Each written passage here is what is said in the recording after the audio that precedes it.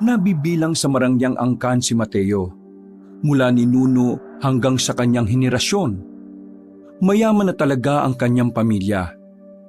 Kilala ang pamilya nila sa pagiging mahusay sa mga negosyo. Pero bata pa lang, iba na ang hilig ng lalaking si Mateo. Mas gusto niya ang mga bagay na may tuturing niyang adventure. Mga gawain na may kinalaman ang paglalakbay, mga pagtuklas sa kung ano-anong bagay at higit sa lahat, ang pagsasaliksik sa mga kakaibang nilalang na gaya na lamang ng aswang.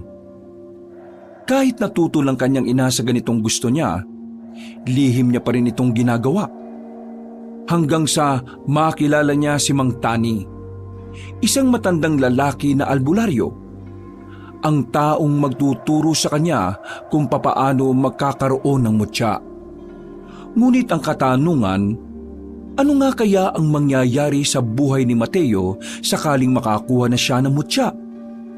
Magagamit niya kaya ito upang ipagtanggol ang kanyang mahal sa buhay at ang mga tao?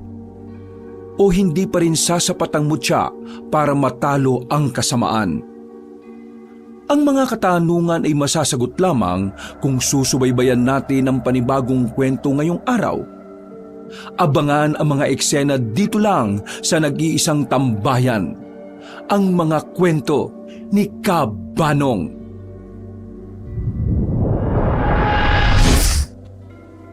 Saan ka na naman galing? Kanina ka pa hinahanap ng mga tao natin, hindi ka mahanap. Tinakasan mo na naman ang seminar. Kailan mo ba talaga matututunan na pahalagahan ng pagnenegosyo, ha? Bakit ba hindi ka man lang nagkaroon ng interest dito kahit na alam mo namang ikaw ang magmamana ng mga negosyong iiwan ko balang araw? Palagi mo nalang pinasasakit ang ulo ko. Mama, ilang beses ko na ba kasing sinabi sa inyo? Hindi pagnenegosyo ang gusto kong gawin sa buhay. May iba akong gusto. Hindi to tungkol sa gusto mo. Tungkol ito sa kung paano natin may tatawid ang yaman natin sa susunod na henerasyon. At sa iyo nakasalalay yon. Bakit ba hindi mo maintindihan yon? Ibig sabihin, wala talaga kayong pakialam kung anong future na gusto ko para sa sarili ko? Anong tingin niyo sa akin? Laruan? Laruan na pwede niyong gamit-gamitin kung kailan niyo gusto? Mama, tao ako. May sarili akong buhay. Kaya dapat may sarili akong desisyon kung ano ang mas makabubuti para sa kinabukasan ko. Ang makabubuti sa kinabukasan mo ay ang pagnenegosyo.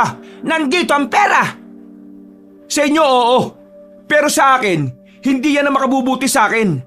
Kasi kahit na kailan, hindi nakakabuti na gawin mo ang isang bagay na labag naman sa kalooban mo. Kaya nga aaralin mo. Kaya nga susubukan mong mahalin. Ilang taon ko nang inaaral at sinusubukang mahalin, Mama.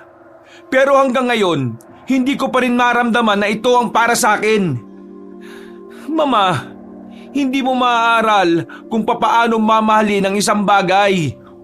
Kahit na tao pa man yan, ang pagmamahal ay kusa mong mararamdaman sa isang tao o bagay na nagdudulot ng kaligayahan sa iyo. Huwag niyo akong diktahan kung anong mamahalin ko kasi buhay ko ito. Anong alam mo sa pagmamahal? Ni wala ka pa ngang nobya o pamilya. Eh kayo, anong alam niyo sa pagmamahal? Ganitong pagmamahal ba ang gusto niyong matutunan ko? Ang kalimutan ng mga taong tunay na nagmamahal sa iyo dahil mas mahalaga ang negosyo? Hambibig mo, Mateo! Iniwan niyo sa ere si Papa dahil gusto niyong hawakan ang negosyo ni Lolo. At hanggang ngayon, tuluyan niyo nang kinalimutan si Papa. Kasi mahirap lang siya. At alam niyo kung ano masaklap? Hindi ko man lang kilala ang tatay ko. Kasi bata pa lang ako, pinalayas niyo na siya sa buhay natin. Isang malakas na sampal ang ginawa ni Senyora Abella sa kanya. Natigilan ng binata. Ramdam na ramdam niya ang gigil ng kanyang ina.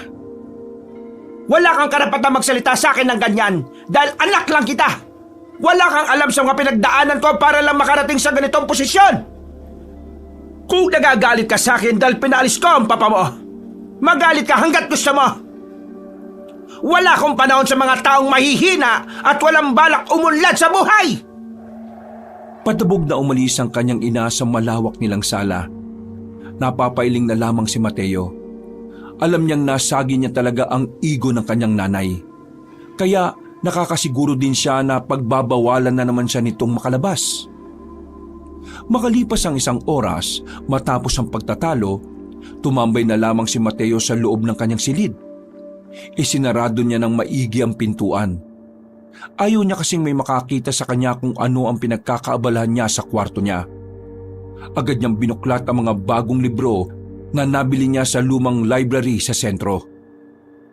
Mga kakaibang nilalang sa lupain ng Pilipinas. Napapatango pa si Mateo matapos basahin ang pamagat ng libro.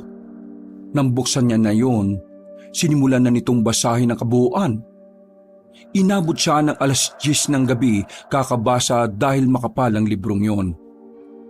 Ang dami niyang natutunan. Mga bagay na may kinalaman sa mga kakaibang nilalang na gaya na lamang ng aswang. Noong mga sandaling yon, pakiramdam ni Mateo ay sapat na ang kaalaman niya para simula na matagal na niyang gagawin ang maging isang manunugis. Kahit na wala pa namang namamata ang aswang sa kanilang lugar, hindi nasira ang pangarap niyang yun. Ayos, kagamitan na lang talaga ang kulang. Naalarma siya na makarinig siya ng sunod-sunod na katok. Mabilis niyang itinago ang libro sa ilalim ng kanyang kama. Agad siyang humiga at nagkunwaring kakagising lamang. Pumasok sa kanyang silid ang alalay ng kanyang ina na si Bekbek, ang lalaking pinagkakatiwalaan ni Senyora Abella. Pero kababata naman din ni Mateo. Pag ka na magkunwaring kagigising lang. Halatang-halata naman sa pagmumukha mo na hindi ka naman natulog eh. Ano ba kasing kailangan mo? Bakit ka nandito? Pinapasabi ni Senyora na maganda ka raw kinabukasan ng gabi. May kailangan kang puntahan na okasyon. Ikaw ang magiging representative ng pamilya ninyo dahil wala ang mama mo. Marami siyang dapat asikasuhin eh. Ay nako, bakit ba kasi lagi na lang ako? Ang dami ko namang pinsan na lalaki dyan na mas matatalino sa akin. Bakit ako na lang lagi? Ilang beses ko bang pinaliwanag sa iyo yan, Mateo? Hindi na naman ba gumagana utak mo? Ikaw ang karapat-dapat dahil ikaw ang pinakamatandang anak sa henerasyon ninyo. Hindi ko pa rin talaga maintindihan eh. Bakit ayaw nila akong hayaan na piliin ang gusto ko? Hindi mo talaga maintindihan. Kasi hindi mo naman ito interes. Mismo, hindi ko to gusto. Pero wala kang magagawa eh. Meron. O ano? Natamimi si Mateo sandali. Napaisip siya sa kanyang narinig. Napagtanto niyang tama nga si Bekbek. Sa posisyon niya sa kanilang pamilya, wala siyang magagawa kundi ang sumunod sa mga utos ng kanyang ina. Di ba? Wala kang maisip. Kaya kung ako sa iyo, sumunod ka na lang. Saka ka na lang pumalag kapag meron ka ng kapangyarihan at kapag mahalaga na rin ang boses mo sa kanila. Kailan mo malalaman na mahalaga ang mga sinasabi mo sa kanila? Kapag nakita ka nilang may napatunayan ka na? Ay nako, oo na. Pero may gagawin ka pa ba ngayong gabi? Wala na. Bakit? Sama mo muna ako. Oy, kung katarantaduan na naman yan, wag mo na ako idamay ha. Ayaw ko mawalan ng trabaho. Nagpapakain pa ako ng 8 bata. Anak ng kuya ko, anak ng ate ko, at anak ng kapitbahay namin. Teka, bakit damay pati anak ng kapitbahay ninyo? Pinalayas yung anak ng kapitbahay namin tapos sa amin tumira eh. Ay sus, pambihira naman. Pero sumama ka na ha. Hindi naman ako gagawa ng kalokohan eh. Magpapalamig lang naman ako. Malamig naman dito sa asyenda. Nainitan ka pa ba? Pumasok ka sa rep. Ibig ko sabihin, gusto kong uminom. Gusto kong makahinga na muna, makapag-relax. Kapag nandito kasi ako, parang ang bigat-bigat ng pakiramdam ko eh. Bumuntong hininga si Bekbek. Kahit naman mahal na mahal ni Bekbek ang kanyang trabaho, mahalaga pa rin naman kasi sa kanya ang samahan nila bilang magkaibigan. Si Mateo din naman kasi ang dahilan kung bakit siya nakapagtrabaho. Kaya naman, May mga pagkakataon talaga na pinagbibigyan niya na lamang si Mateo. O sige, tara. Day off ko naman bukas eh. Ayos, the best ka talaga pre. Tahimik na ang mansyon nang lumabas na rin sila. Gamit ang itim na sasakyan, nakalabas sila ng asyenda nang walang nakakapigil sa kanila.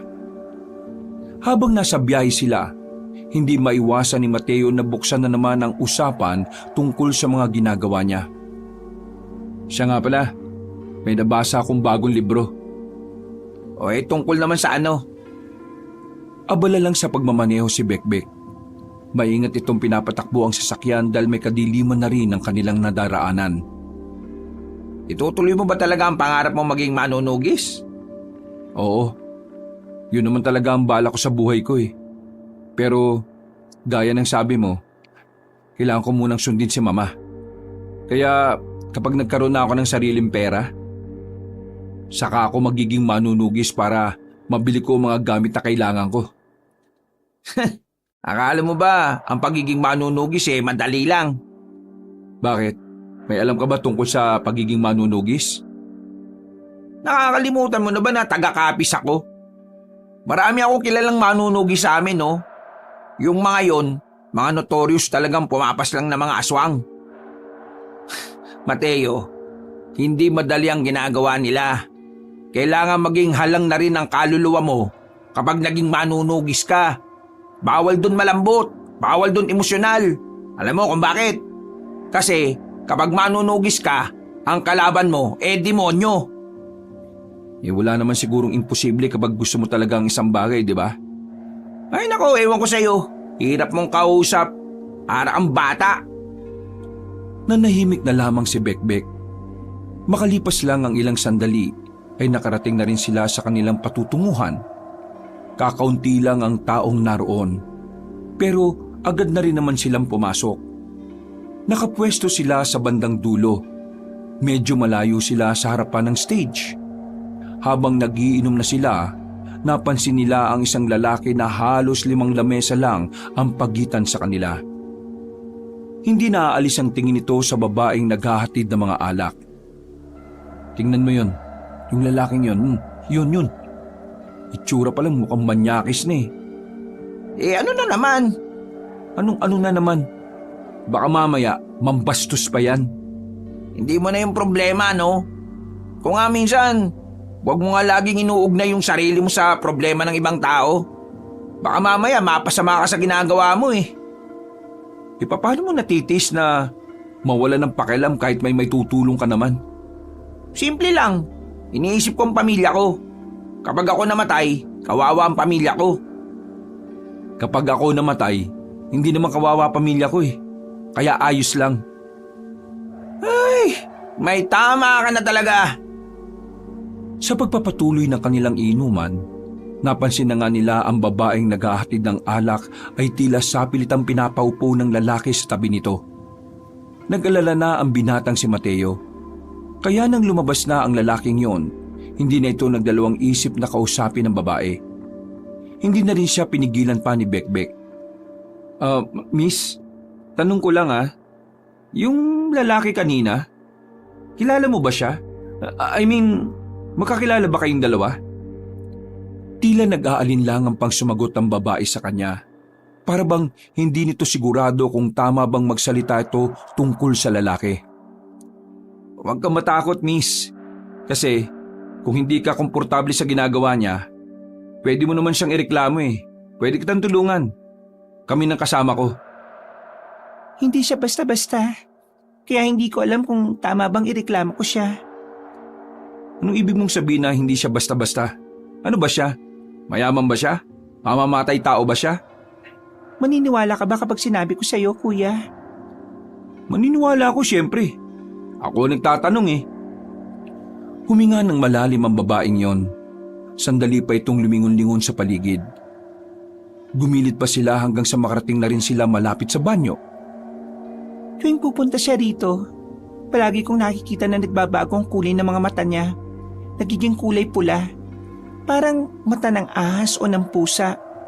Basta, nakakatakot. Pakiramdam ko hindi siya tao. Sa sinabing yon ni Mateo ay mas lalong napukaw ang kanyang atensyon.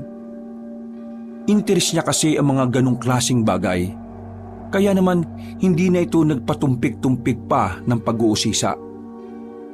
Gano'n na siya katagal pumupunta rito? At ilang araw ka na niyang kinukulit? Mag-iisang linggo na rin, kuya. Palagi niya sinasabi na sumama ako sa kanya at ibibigay niya raw sa akin ang buhay na masagana at walang hanggan. Hindi ko alam kung anong tinutukoy niya pero nakakatakot talaga siya. Tuwing kausap mo siya, nakakaramdam ka ba ng pagkahilo? Hindi naman. Wala naman ako nararamdaman maliban na nga lang sa kaba at takot. Hindi ko alam kung anong klaseng tao yon, pero miss, sa oras na bumalik siya dito, subukan mo maglagay ng asin sa bulsa mo. Ha? Oo, sige. Maraming salamat.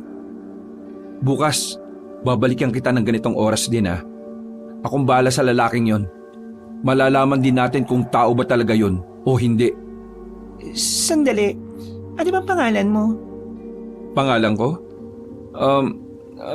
Tawagin mo na lang ako sa pangalang Mateo. Magda naman ang pangalan ko. Mateo. Maraming salamat Kahit na papaano, pakiramdam ko safe ako dito sa trabaho ko nang dahil sa'yo. Wala yun. Nagkataon din kasi na interest ko yung mga ganitong issue. Sige na, babalikan ko na yung kasama ko. Ngumiti na lamang si Mateo sa babae. Nang balikan niya si Bekbek, tinapik siya nito sa balikat. Nanunukso ang ngiti nito sa kanya.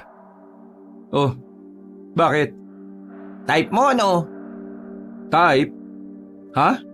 Ano sinasabi mo? Yung babae. Baliw. Interesado lang ako kasi sa mga sinabi niya. Bakit? Ano ba sinabi niya? Yung lalaki raw kanina. Ilang araw na siyang gustong isama. Tapos, yung mga mata raw nun, nagbabago raw ng kulay. Nagiging kulay pula raw. Totoo ba yung sinasabi mo? O baka gawa-gawa mo na naman yan, ha? Kung ayaw mong maniwala, lapitan mo yung babae at ikaw mismo ang kumumpirma. O kaya gusto mo tawagin ko na lang Hindi, wag na. Naniniwala na ako. Hindi naman lingid sa kalaman ko na may mga ibang nilalang din naman bukod sa tao Tingin mo pre, anong klaseng nilalang kaya yung lalaki kanina? Aba, hindi ko alam. Pero kung nagiging pula mga mata nun, isa lang ang naiisip ko. Ano? Aswang!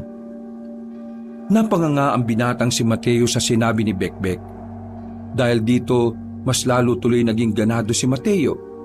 Mas lalong nabuhay ang kanyang pagnanais na imbestigahan ng lalaking yon.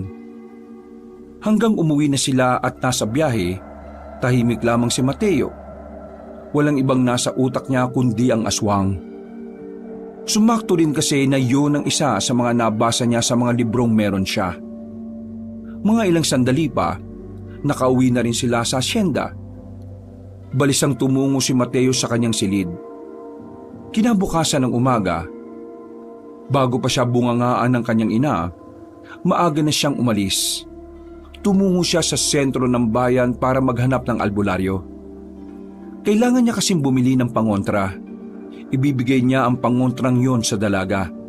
Nang sa ganon, makaiwas ito sa kapahamakan na maaring dulot ng aswang. Habang abalang palakad-lakad sa kalagitnaan ng maraming tao, isang matandang lalaki ang kanyang nabangga. Muntikan ng matumba ang matandang lalaki. Buti na lang ay nasalo niya ito. Inalalayan niya ito at pareho silang gumilid. Pinaupo niya ang matandang lalaki sa upuan. Nako, pasensya na po talaga Manong Hindi ko po talaga kayo nakita Nagmamadalit, palingon-lingon kasi ako kaya nabangga kita. Nako, pasensya na talaga Teka, nasaktan po ba kayo? May masakit po ba sa inyo? Dadaling ko po kayo sa ospital. Iho, ayos lang naman ako. Hindi naman ako nasaktan. Huwag ka mag-alala. Sigurado po ba kayo? Pumunta na po tayo sa ospital para makasiguro tayo. Hindi na nga. Ayos lang talaga ako. Wala namang nadali sa akin. Pangkaraniwang banggaan lang naman ang nangyari. At saka alam ko, hindi mo naman talaga sinasadya. Sigurado kayo Oo, sigurado ako. Pero ano bang hinahanap mo? Sabihin mo't baka naman matulungan kita. Kasi naghahanap po ako ng albularyo eh. Albularyo baka mo? Opo, meron po ba kayong kilala? Ay siya, sumama ka sa akin. Meron akong kilala. Talaga po? Oo, iho. Ipapakilala kita sa kanya. Masiyang sumunod si Mateo sa matanda. Hindi niya alam kung bakit ganun na lamang ang kanyang tiwala. Magaan din kasi ang pakiramdam niya sa matandang yon. Parang matagal na niya itong kilala. Kaunting lakad lang, meron silang narating na maliit na bahay. Sa gilid ng bakuran ay maraming tanim na mga gulay. Napangiti si Mateo. Gustong gusto niya kasi ang ganoong lugar. Simple lang ang pamumuhay na meron doon. Pagdungaw sa bintana, mga pananim na agad ang makikita sa umaga. Pasensya ka na at ganito lang ang bahay ko, ah. Akala ko po ba dadalhin niyo po ako sa albularyo? Bakit po tayo nasa bahay ninyo? Ay, ako ang albularyo eh. Ho? Kayo po? Bakit hindi niyo naman po kaagad sinabi? Kasi, hindi ko ito masyadong pinapaalam sa ibang tao. Sa mga nagiging customer ko lang. Halika, pumasok ka. Itinulak na ni Mateo ang gate na yari sa kahoy. Pinaupo siya na matanda sa mahabang katawan ng puno na nakatumba sa gilid. Matanong ko lang, ano ba ang kailangan mo sa albularyo? Kailangan ko po kasi ng pangontra sa aswang para sa isang kaibigan. Pangontra sa aswang? Bakit po? Hindi po ba kayo naniniwalang may aswang? Iho, lahat ng albularyo naniniwalang may aswang. Pero napaisip lang ako, may aswang na naman pala. Na naman? Ibig sabihin, meron nang nauna? Sa'yo ko lang ito ay kukwento ha. Pero 10 taon na ang nakalilipas nang may mamataang kaming mga albularyo na aswang sa isang lumang barya. Naninirahan sila roon. Pinaslang na namin ang mga yun eh. Bakit meron pa rin ngayon? Talaga po? Nakapatay na kayo ng aswang? Hindi nga. Iho, kung pamilyar ka sa pagiging manunugis, naging manunugis muna ako bago ako naging albularyo. Ang ginagawa namin paslangin ng mga aswang, ubusin ang angkan nila at pigilan ng mga kasamaan na ginagawa nila noong araw. Kung ganon, talaga matutulungan niyo ako sa problema ko? Malapad ang ngiti ni Mateo. Pakiramdam niya ay para siyang naka-jackpot. Hindi na kasi siya mahihirapan pang makahanap ng taong makikinig sa lahat ng mga nalalaman niya. Marami pa akong nalalaman na hindi ko basta-basta pwedeng sabihin sa iyo. Pero pagtutuunan na lang natin kung ano ang kailangan mo. Anong klaseng pangontra ba ang gusto mo? Kahit na anong pangontra po, basta yung hindi makakalapit ang aswang. Babae po kasi ang pagbibigyan ko niyan eh. Kawawa naman. Kasi meron daw isang aswang ang madalas na nangungulit sa kanya. Isang lalaki na lagi siyang hinikayat na sumama. Sinasabi mo bang laging nakakausap nitong babaeng aswang na lalaki? Opo, Manong. Kaya nga kailangan ko ng pangontra para sa kanya.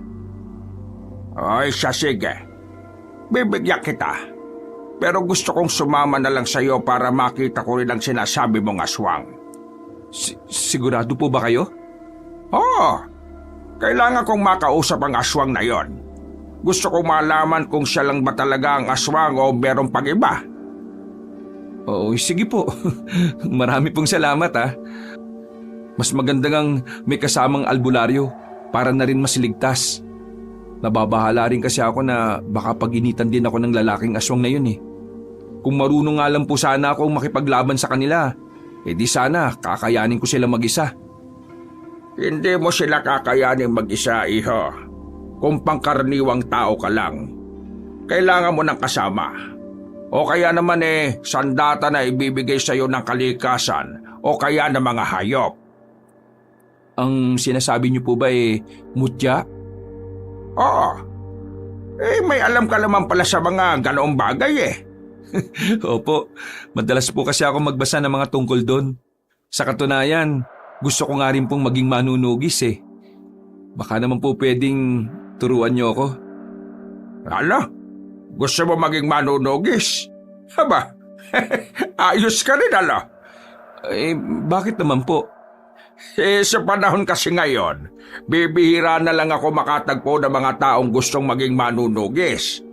Karamihan mga natatakot kapag nalalaman na aswang ang kakalabanin. Ang iba naman, hindi naniniwala at natatawa na lang. Pero, iba ka. Teka, matanong ko nga. Anong nagtulak sa'yo para maging interesado sa mga ganitong bagay? Bata pa lang po ako. Pakiramdam ko na ito na talaga ang gusto kong gawin. Hindi ko rin po alam kung bakit eh. Basta noon pa pakiramdam ko, kailangan kong malaman ng ibang lihim na meron ng lipunan.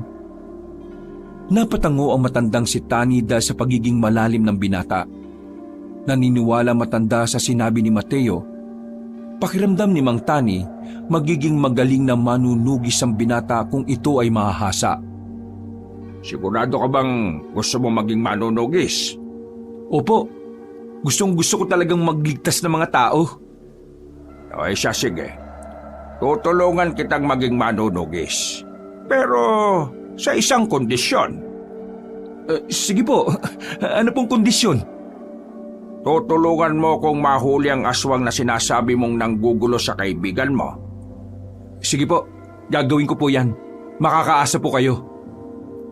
Matapos ang kanilang pag-uusap, binigay na rin ni Mang Tani ang 2 kwintas na di umano mabisa itong pangontra para hindi na makalapit ang kahit na anong masamang elemento.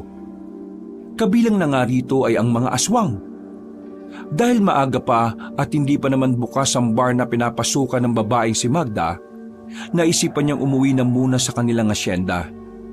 Pagpasok pa lamang niya ng mansyon, agad na sinalubong siya ng kanyang ina. Isang malakas na sampal ang kanyang natanggap mula rito. Ari ko naman, bakit niyo ako sinampal? Ano na naman bang kasalanan ko? Anong kasalanan mo? Wala ka talagang alam? Wala nga. Kaya nga ako nagtatanong, di ba? Bekbek, sabihin mo nga rito yung nakalimutan niya nang matauhan ng sinaulong tao na ito. Meron kang appointment kaninang umaga na hindi mo napuntahan eh. Tungkol yun sa isang deal na dapat ikaw ang makikipagtransaksyon sa kliyente. Nakalimutan mo yata na sinabi sa'yo yun ng isa sa mga staff ni Senyora Abella nung nasa opisina tayo. Napakagat na lamang ng labi si Mateo. Sa kanya lamang naalala ang bagay na yun.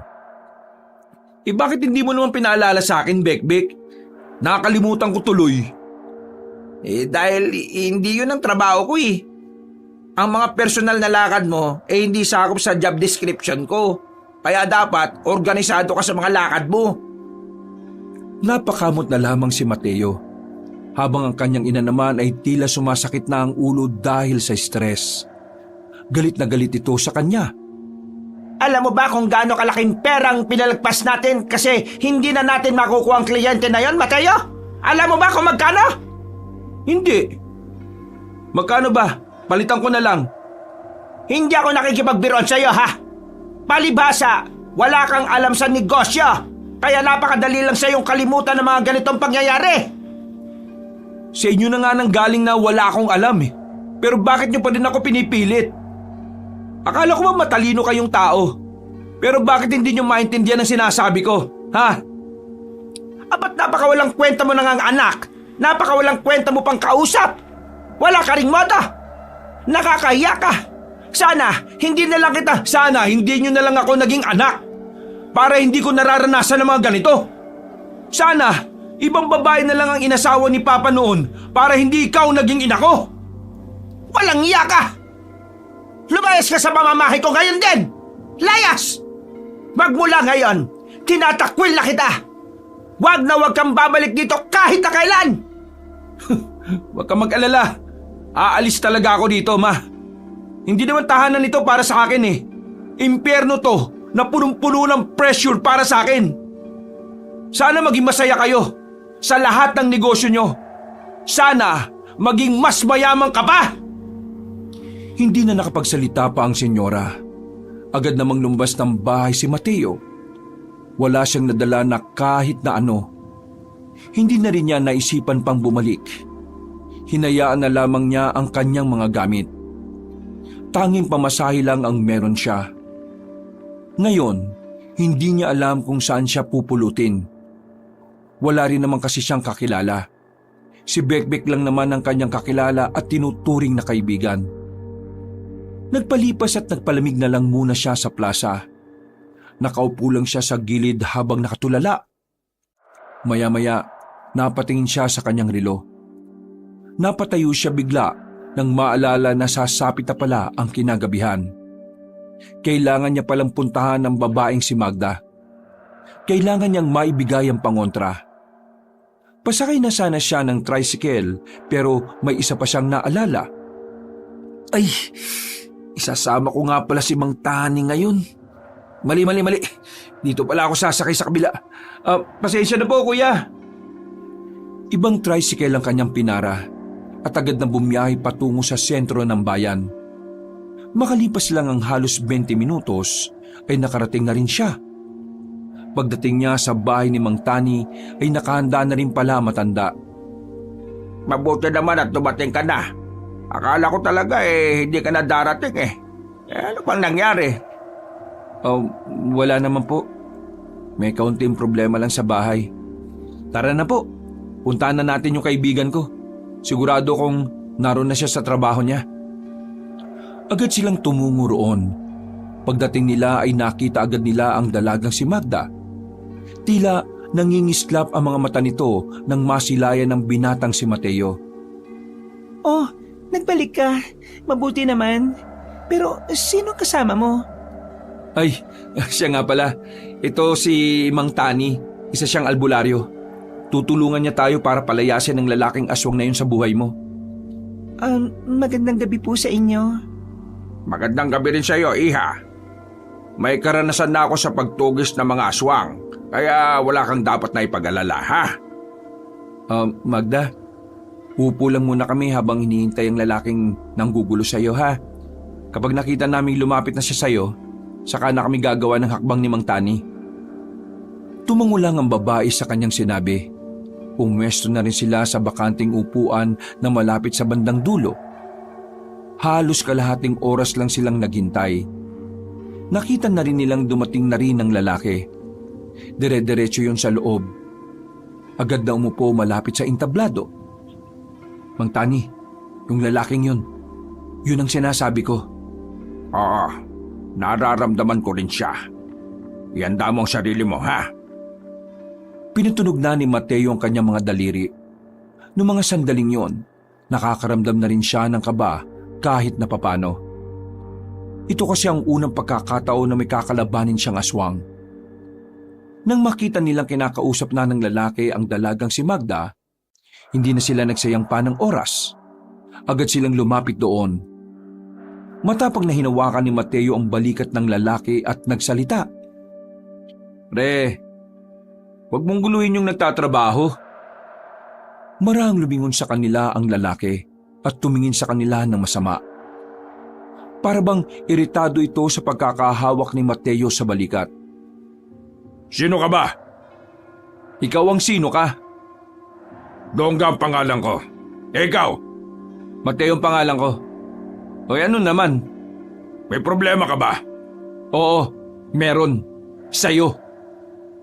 Iho, alam namin kung bakit mo ginugulo ang babaeng ito. Anong pinagsasabi mo? Huwag ka nang magkaila.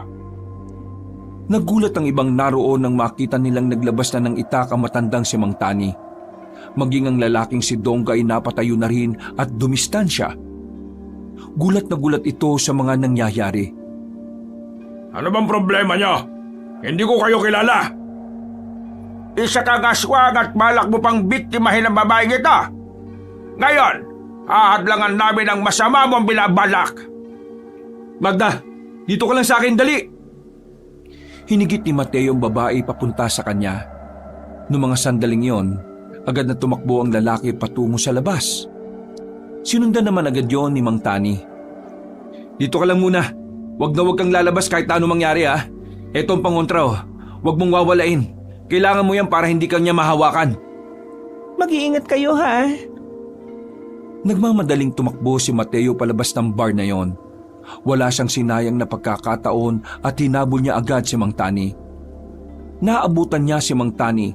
Ang kaso nga lang, wala naman ng lalaking aswang. Ha? Anong nangyari? Saan siya nagpunta? Nandyan lang siya sa paligid. Kaya huwag kang makampante. Bumuntong hininga na lamang ang binata. Sandali pa silang nakikiramdam. Maya-maya lamang nakarinig na sila ng mga angil. Dito na nagsimulang magtindigan ang balahibo ni Mateo. Hindi naman siguro tayo mamamatay dito ano? Mamamatay tayo kapag may nagawa tayong pagkakamali. Kaya umayos ka ng kilos mo, Mateo. Hindi na nakatiis ang lalaking si Dongga. Lumabas na rin ito at nagpakita sa kanila ng nakaanyong aswang na. Saan kayo kumuha ng lakas ng loob para harapin ang kagaya ko? Bakit? Sino ka ba? Akala mo ba porke aswang ka nakakaangat ka na sa lahat? Oo nga, feeling mo naman kung sino kang sikat. Sisikat ka lang kapag naging araw ka. Ang corny mo mag-joke. Manahimik ka nga. Alam mo kung anong magandang joke? Yung mukha mo, isang malaking joke. Tama na daldalan. Simulan na natin to. Mateo, diyan ka lang muna sa gilid. Manood ka kung paano ko tuturuan ng leksyon ng isang ito. Sigurado ko bang ikaw ang lalaban sa akin? Matanda ka na. Baka hindi na kaya ng buto mo. Bakit hindi mo subukan para malaman natin? Nagpakita ng nakakalokong ngiti si Mang Tani. Nakaramdam ng paghanga ang binatang si Mateo dahil hindi man lang niya makitaan ng kahit na kaunting kaba ang matanda. Mga ilang sandali lang, biglang lumusob si Mang Tani. Sa galaw pa lamang nito ay nasundan na ang lalaking aswang na si Dongga. Magaling at talaga namang kalkulado ang bawat galaw. Kahit na anong gawin ni Dongga ay hindi na ito makatama sa matanda. Aswang ka lang. Mas malakas ka sa akin pero mas marami akong karanasan sa iyo pagdating sa makikipaglaban. Mukhang dati kang manunugis tanda. Hindi ka nga nakakabali. Kaya halika dito. Ikaw naman ang lumusob para malaman natin kung magaling ka nga ba o hindi. Para malaman ko kung sulit ang oras ko para mapaslang ka. Mayayabang talaga ang mga manunugis kahit na kailan. Pero sige, pagbibigyan kita. Humabang kuko ni Dongga. Walang pakundang itong lumusob. Pareho itong nakipag-ispadahan kay Mang Tani gamit ang kuko nito. Pero nung mga sandaling yon, hindi man lang nahirapan na matanda. Grabe itong matandang to, sobrang galing! Hindi maiwasan ni Mateo na mapahanga. Ngayon lamang siya nakakita kung papaano makipaglaban ng isang manunugis. Sige, laban! Tinamaan ni Mang Tani sa dibdib ang lalaking si Dongga. Dahil dito ay umatras ang lalaking aswang. Nanlalaki ang mga mata at hindi makapaniwala sa nangyari. Habang si Mang Tani naman, kalmado pa rin na parabang walang nangyayaring labanan. Kitang-kita ang pagiging sanay nito. Ngayon, kung ayaw mong mamatay, sasabihin mo sa akin kung nasaan ang iba pa ninyong kasamahan. Anong tingin mo sa akin, tanga? Bakit ko naman sasabihin sa iyo kung alam kong mapapahamak sila? Inutil ka palang matanda ka Kung ganon, wala naman na akong magagawa. Kung ayaw mong ituro, mamatay ka na lang! Muling lumusob ang matandang si Mang Tani. Sa pagkakataong ito, ay nataganan niya si Dongga sa kaliwang braso. Pero nagawa pa rin ng aswang na makalundag papunta sa poste. Gumapang yun paakyat doon at nagbuka ng malapad na pakpak. Hindi ba tayo tapos, tanda? Linya ng mga talunan yan, iho. Kung ako sa iyo, ipaabot mo itong mensahe ko sa inyong leader. Pakisabi sa kanya na kapag nalaman namin kung nasan kayo, lalagasin namin kayo ulit, kagaya ng ginawa namin sa inyo noon. Gigil na lumipad paalis ang aswang na si Dongga. Nang mawala na ito, saka lamang napahawak sa dibdib si Mang Tani. Agad namang lumapit si Mateo at inalalayan itong makaupo sa gilid. Mang Tani, ayos lang po ba kayo? Ano pong nararamdaman ninyo? Ayos lang naman ako. Napagod lang ako. Pambira naman. Kapag matanda na talaga, ganito lang ang nangyayari. Kaya Mateo, mukhang kailangan talaga kitang gawin ng isang manunugis. Matapos ang senaryong yon, tumungo na muna sila sa bar para balikan ang babaeng si Magda. Nasiguro nilang nasa maayos na kalagayan naman ng babae, kaya iniwan na rin naman nila yon. Bumalik sila sa bahay ni Mang Tani. Nagpahinga na muna sila roon para pag-usapan ng ilang bagay-bagay. Mang Tani, ano po bang may tutulong ko para labanan ng mga aswang? Gusto kong magkaroon ka ng mutya. Pero magagawa mo lang yon kapag nagawa mong kunin ang mutya sa isa sa mga mababangis na hayop sa kagubatan. Mabangis na hayop? Ano po bang mabangis na hayop ang kailangan kong kalabanin? Kailangan mong kalabanin ng buwayang puyak na matatagpuan sa batis sa gubat ng Morong. Teka, anong sinabi niyo? Buwayang puyat? Teka, paano ko naman malalaman kung ang isang buwaya ay puyat? Tatanungin ko. Seryoso po ba kayo, Mang Tani? Tumawa matandang lalaki. Makailang ulit pa nitong tinapik ang binatang si Mateo sa balikat. Sinasabi ko na nga ba't yan ang una mong magiging reaksyon eh. Pero, iho, seryoso ang sinasabi ko. May buwaya talagang puyat. At nasa buwaya na yon ang mutya na kailangan mong kunin. Sa bandang noo ng buwaya, merong nakadikit na bato roon, kulay berding bato. Paniniwalang ang bato na yon ay ang namuong dugo ng buwaya. Merong kasing tumusok ng noo niya, tapos yung dugo parang mahiwagang tumigas at nagkulay berde. Pinaniniwalaan naman ng mga albularyo na ang batong yon ay malakas na mutya. Hindi ba parang alamat lang yan? Nakita niyo na ba yon? Sasabihin ko ba ito sa iyo kung hindi ko pa nakikita? Bakit hindi niyo kinuha yung mutya na yon? Dahil lahat naman kami noon ay may kanya-kanya ng mutya. At ngayong matatanda na kami, wala na ni isa sa amin ang may kakayahang kunin yon. Kaya naman, ikaw ang unang pumasok sa isip ko. Paano ko makukuha yung mutya na yon, Mang Tani? Baka mamaya dyan palang patay na ako. Hindi ito magiging madali. Kaya kailangan mo talaga magsanay bago ka sumabak doon. Ito lang ang tatandaan mo. Tumitigil ang buwaya kapag tinatawag mo ang pangalan niya. Borong ang pangalan niya. Pero epektibo lang ito ng 2 beses. Sa pangatlong tawag mo sa kanya, hindi na siya hihinto. Maiirita na siya sa'yo. Hanip na buwaya. Marunong mairita. Mateo, ikaw lang ang nakikita kong kakayaning talunin ng mga aswang. Matanda na ako eh. Hindi na ako makakatagal sa labanan. Kaya tatanungin kita. Tatanggapin mo ba ang magiging tungkulin mo bilang isang manunugis at tagapangalaga ng mutya? Mang Tani, matagal ko nang hinintay ang ganitong pagkakataon kaya wala akong dahilan para tanggihan ito.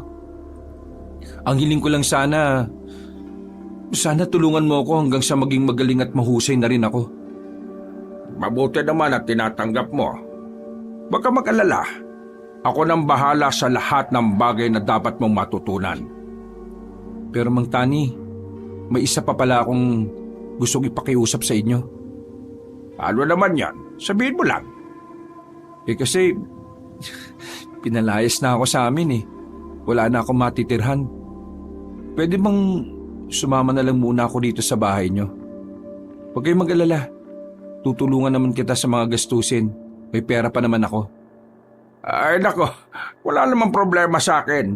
Mas maganda ngang nandito ka para hindi na ako mahihirapang hanapin ka. Ayos. Maraming salamat po. Alam nyo, wala kasi akong tatay eh. Pwede bang tawagin ko na lang kayong tatay? Ha? Sigurado ka ba?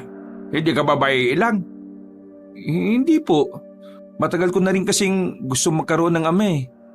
Ang kaso, mula pagkabata ko, Hindi ko naman siya nakita.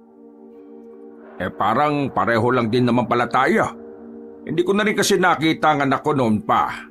Iniisip ko nga, ano nga kayang ginagawa niya ngayon? Pero hayaan mo na. Ang mahalaga, dito ka natitira. Hanggat hindi natatapos ang problema natin sa mga aswang, dumito ka na muna, ha? Sigurado yan, ha? Siguradong sigurado. Hindi malaman ni Mateo kung bakit ganun na lamang kagaan ang kanyang kalooban sa matandang yon. Pakiramdam niya kasi talaga matagalan niyang kilala matandang yon. Hindi man lang kasi nakakaramdam ng kahit na kaunting hiya o pagkailang. Komportable siya kasama at kinakausap ito. Bagay na hindi niya nararamdaman kapag ang kanyang ina ang nasa tabi niya. Kinabukasan ay nagpaalam si Mateo kay Mang Tani. Kailangan kasi niyang makipagkita kay Bekbek para kunin ang mga gamit nito.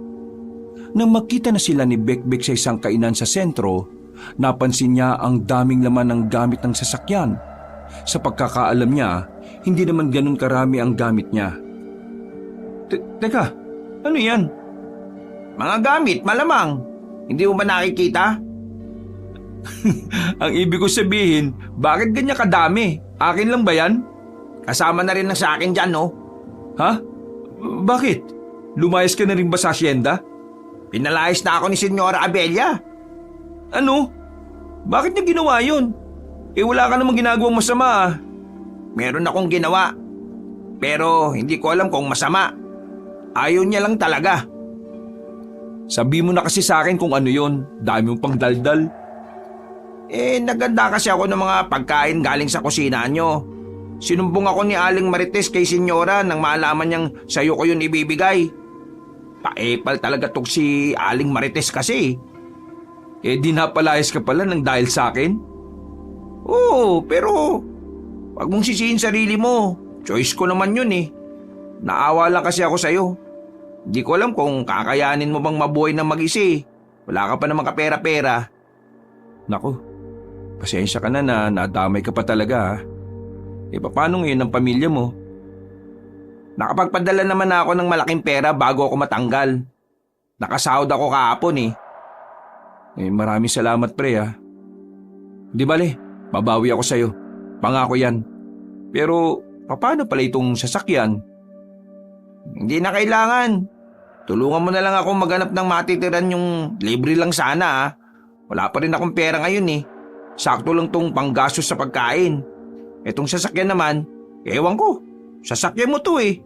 Di natin alam kung babawiin ng nanay mo. Hayaan mo na yung sasakyan. Ako nang bahala dyan. Huwag ka mag-alala. May kilala akong mabait na magpapatira sa atin. Nagkatinginan ng dalawa. Nakangiti lamang si Mateo. Agad na silang bumiyahe patungo sa sinasabi ni Mateo. Makalipas lang ang ilang minuto ay nakarating na rin sila roon. Nagtataka pa si Bekbek kung ano ang ginagawa nila sa harapan ng isang bahay na hindi naman nila alam. Kilala mo tao dyan? Oo pre, siya yung tao na magtuturo sa akin kung papaano maging manunugis. Isa siyang albularyo. Ituturo niya rin sa akin kung papaano makakakuha ng mutya. At talagang tuloy na yung pinapangarap mong noon pa ah? Oo naman. Sinasabi ko naman kasi sa iyo eh. Magagawa ko rin to balang araw. Pumasok na sila sa loob. Kinatok nila ang pintuan. Ilang sandali lang bumukas na rin yun. Nang bumungod na si Mang Tani, tila nagulat si Bekbek. Ganun din ang matandang lalaki. Oh, bakit kayo nagulat? Magkakilala ba kayo? Ha? Ano kasi, Oo, magkakilala kami. Pero hindi sobrang magkakilala. Nakita ko lang siya ilang beses sa sentro. Tinulungan niya ako na magbuhat ng kung ano-ano. Akala ko naman kung ano eh. Pre, si Mang Tani nga pala.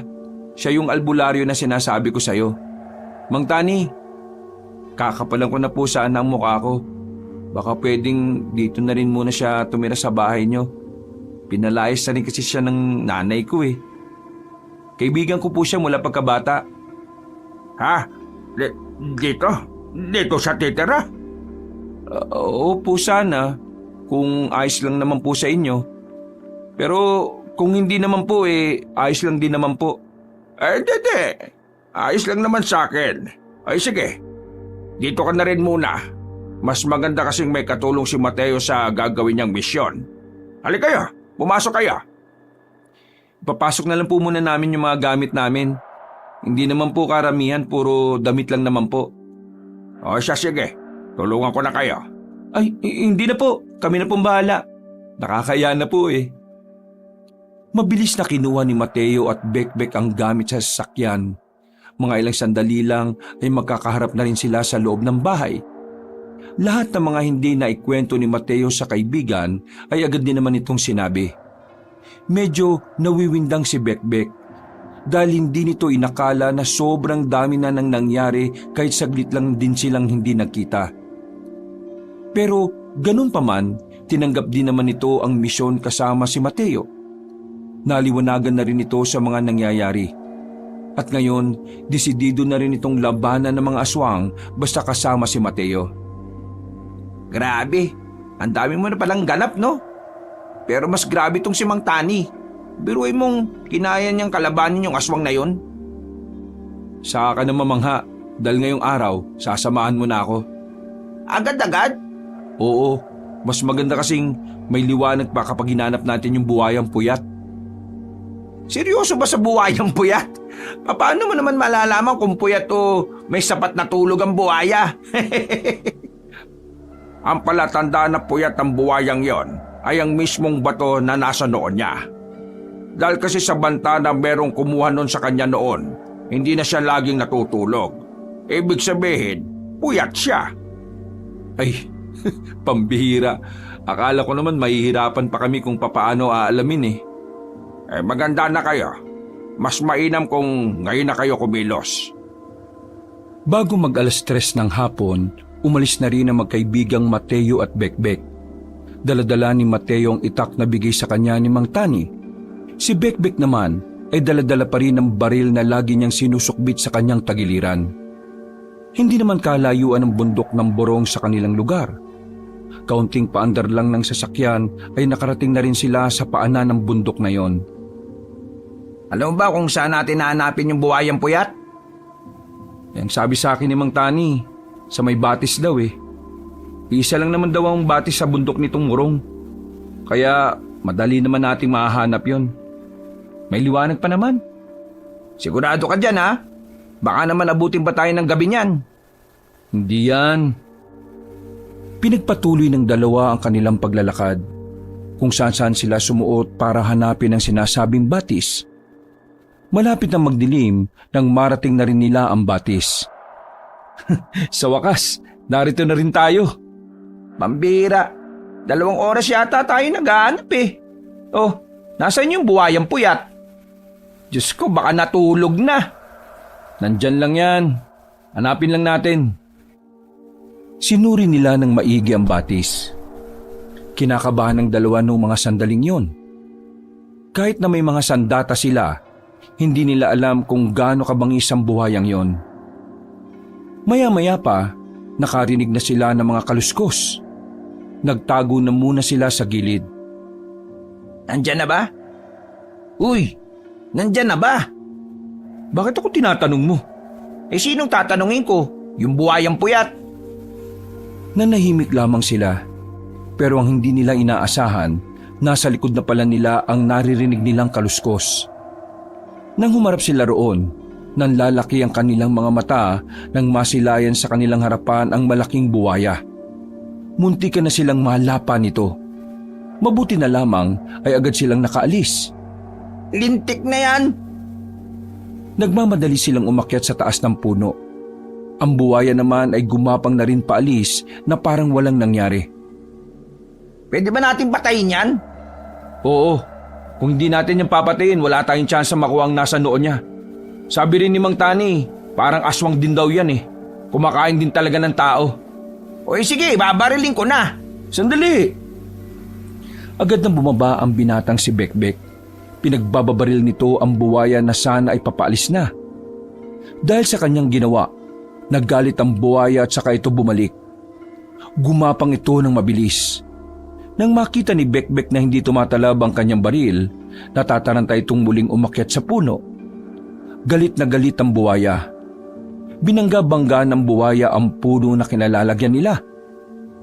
Putik! Malalaglag tayo! Kumapit sila ng maigpit sa mga sanga. Napapansin ni Mateo na hindi magtatagal ay malalaglag na sila roon. Kaya naman naisipan na rin niyang bumaba. Inagaw niya ang atensyon ng malaking buwaya. Nang siya naman ang aatakihin nito, tumalon siya para hindi siya nito malapa. Agad niyang tinaga ang buwaya. Tinamaan ang buwaya sa katawan. Dahil sa nangyari ay muling bumaba si Bekbek. Pinagbababaril niya ang buwaya. Pero sa kanya na naman natuon ang atensyon ng buwaya. Dali-daling gumapang ang buwaya. Babarilin pa sana ni Bekbek ang hayop na yon pero naubusan na siya ng bala. Umatras-atras na lang siya hanggang sa madikit na siya sa malaking puno. Aktong lalapit na sa kanyang malaking buwaya pero lakas loob na tumakbo si Mateo. Sumampa siya sa ibabaw ng buwaya at sapilitan niyang kinuha ang nasa noon nito. Buong puwersa niyang hinugot yon. Nang makuha na niya ang mutya, bigla na lamang humiyaw ng malakas ang buwaya. Nang hina ito, parabang nahihilo at saka tumungo na lang sa tubig. Oh, yan na ba yun? Oo, ito na nga yun. O ano pang gagawin natin ngayon? Gagana na ba yan? Hindi ko alam eh. Ang mabuti pa, umuwi na lang tayo. Puntahan natin si Mang Tani at ipaalam natin sa kanya to. Wala silang sinayang na pagkakataon. Agad na silang umalis sa bundok ng Murong. Gabi na nang makabalik na sila sa bahay ni Mang Tani. Pero nasa labas pa lamang sila, nakakutob na sila ng masama. Biglang kinabahan ng binatang si Mateo sa hindi niya malamang dahilan. Nakita nilang nakabukas ang pinto ng bahay kaya agad silang pumasok. Nanlalaki ang mga mata ni Mateo nang maabutang nakabulagta si Mang Tani sa sahig. Maraming sugat sa katawan, sugatan at duguan. Mang Tani, ano nangyari sa'yo? Nilusob ako ng mga aswang. Dadaling ka namin sa ospital. Bekbek, tulungan mo ako! Agad nilang binuhat ang matandang lalaki. Agad nilang isinakaya matanda roon. Mabuti na lamang ay nasa bayan sila kaya malapit lang din naman ang ospital. Mabuti na lamang ay naitakbo agad nila sa pagamutan. Pre, wala akong pera dito ha. Ano yung pambabayad natin? Walang niya talagang buhay to. Wala rin akong pera dito eh. Alam mo yan. Maraming tatahiin kay Mang Tani. Mapapamahal tayo. Sinabi ko, gawin na nila kaya kapag natapos na, kailangan natin agad magbayad. Pero tingin ko pre, kailangan mong lumapit sa mama mo. Ha? Tinakwil lang ako ng taong yun eh. Pre naman, wala ka ng ibang malalapitan. Ay nako, gagawa na lang ako ng ibang paraan. Anong paraan? Sige nga. Basta! Anong basta? Mapapagastos tayo ngayon. Akala mo siguro kapag natapos ng operahan si Mang Tani, okay na? Ang daming bibiling gamot niyan. Tingin mo tatanggapin pa ako ni Mama? Kailangan mong subukan, pre. Hindi. Susubukan ko na lang na humiram ng pera sa tiyahin ko. Hindi na ako lalapit sa nanay ko kahit na kailan. Mula nang itakwil niya ako, wala na akong dahilan para maging anak niya. Pambira ka naman, pre, oh. Mas pipiliin mo pa yung pride mo kaysa sa tatay mo? Sa sinabing yon ni Bekbek ay natameme si Mateo. Nung una, inakala niyang nabingi lamang siya. Pero hindi. Alam niyang tama ang kanyang narinig. Sa hindi malamang dahilan, biglang tumibok ng malakas ang kanyang puso. Ano? Anong sinabi mo? Lintik na bunga nga to, nadulas patuloy ako eh. Huwag kang bumulong-bulong dyan. Anong sinabi mo? Tatay ko si Mang Tani. Oo na. Sige na, aminin ko na. Oo, tatay mo si Mang Tani. Kaya nung unang kita pa lang namin, nagulat na ako. Nakita ko lang noon si Mang Tani na kausap ni Senyore eh. Narinig ko na siya ang ama mo. Pero ngayon ko lang nalaman na si Mang Tani pala siya. Wala akong intensyon na itago to sa'yo. Bakit hindi mo kagad sinabi sa akin? Nakiusap sa akin si Mang Tani na wag na munang sabihin sa'yo hanggat hindi pa natatapos ang misyon. Huminga na lamang ng malalim ang binatang si Mateo. Hindi siya makapaniwala na ang taong kailan niya lamang nakilala ay kanya palang ama. Natatawa na lamang si Mateo dahil sa pagiging mapaglaro ng tadhana. Buwang ka ba? Nakakatawa. Wala. Natatawa lang ako kasi kaya pala ang gaan-gaan ang pakiramdam ko sa kanya simula pa nung una. Kasi nga tatay mo siya. Tingnan mo oh. Kaya pala pareho kayo ng interes. Sige na, samahan mo ko. Pupunta ako sa asyenda. Ay nako, akala ko magmamatigas ka pa rin eh. Kakapalan ko na ang mukha ko. Walang sinayang na pagkakataon ng binatang si Mateo. Handa na siyang lunukin ng kanyang pride para lang magawa ng paraan ng mga pangangailangan ni Mang Tani. Mabilis lang naman ang naging biyahe nila. Pero pagdating nila sa gate ng asyenda, hindi na sila pinapasok. Kahit na nung gawin ni Mateo, ayaw na siyang pakinggan ng mga nagbabantay roon. Itinuring na siyang ibang tao ng kanyang ina. Sa katunayan, isa na siya sa mga taong kasama sa listahan sa hindi maaaring tumapak sa mansyon. Hindi niyo ba ako nakikilala? Ako si Mateo, ang anak ni Senyora Abelia. Papasukin niyo ako! Kailangan ko makausap ang mama ko! Kung hindi kami pwedeng pumasok, baka pwedeng sabihin nyo na lang na harapin niya kami. Tungkol sa ama ni Mateo ang kailangan nilang pag-usapan. Nagkatinginan ng 4 na gwardya sa gate. Umalis ang isang gwardya kaya naman napanatag na ang kalooban ng magkaibigan. Makalipas lang ang ilang sandali, pinapasok na rin sila. Inambahan pa ni Mateo ang isang gwardya na nag-aangas sa kanya. Pagpasok nila ng mansyon, nakaabang na ang matandang babae na si Abelia. Nandito ako para kay Papa. Alam ko na kung sino siya. Mukhang hindi na ikinagulat ni Senyora Abelia ang sinabing niyo ni Mateo. Pero mababakas pa rin ang pagiging tensyonado sa mukha ng matanda. Alam kong pagtatawanan niyo ako dahil nandito ako ngayon sa harapan ninyo. Pero wala na akong pakialam kung ano man ang sasabihin niyo sa akin. Nasa ospital si tatay. Inatake siya ng maraming aswang at sobrang dami niyang sugat. Kailangan ko ng malaking halaga para malagay siya sa magandang sitwasyon. Kung talagang pamilya pa rin ang tingin niyo sa akin, tulungan niyo ako sa mga gastusin sa kanya. Bigyan mo ako ng magandang dahilan kung bakit ko tutulungan ng isang taong matagal nang walang koneksyon sa akin. Seryoso ba kayo sa sinasabi ninyo? Ama yun na nag-iisa niyong anak. Wala man lang ba kayo kahit kaunting awa sa tao? Inalisan niyo na nga siya ng karapatan na maging ama sa akin. Ngayon, ipagkakait niyo pa ang tulong na para sa kanya?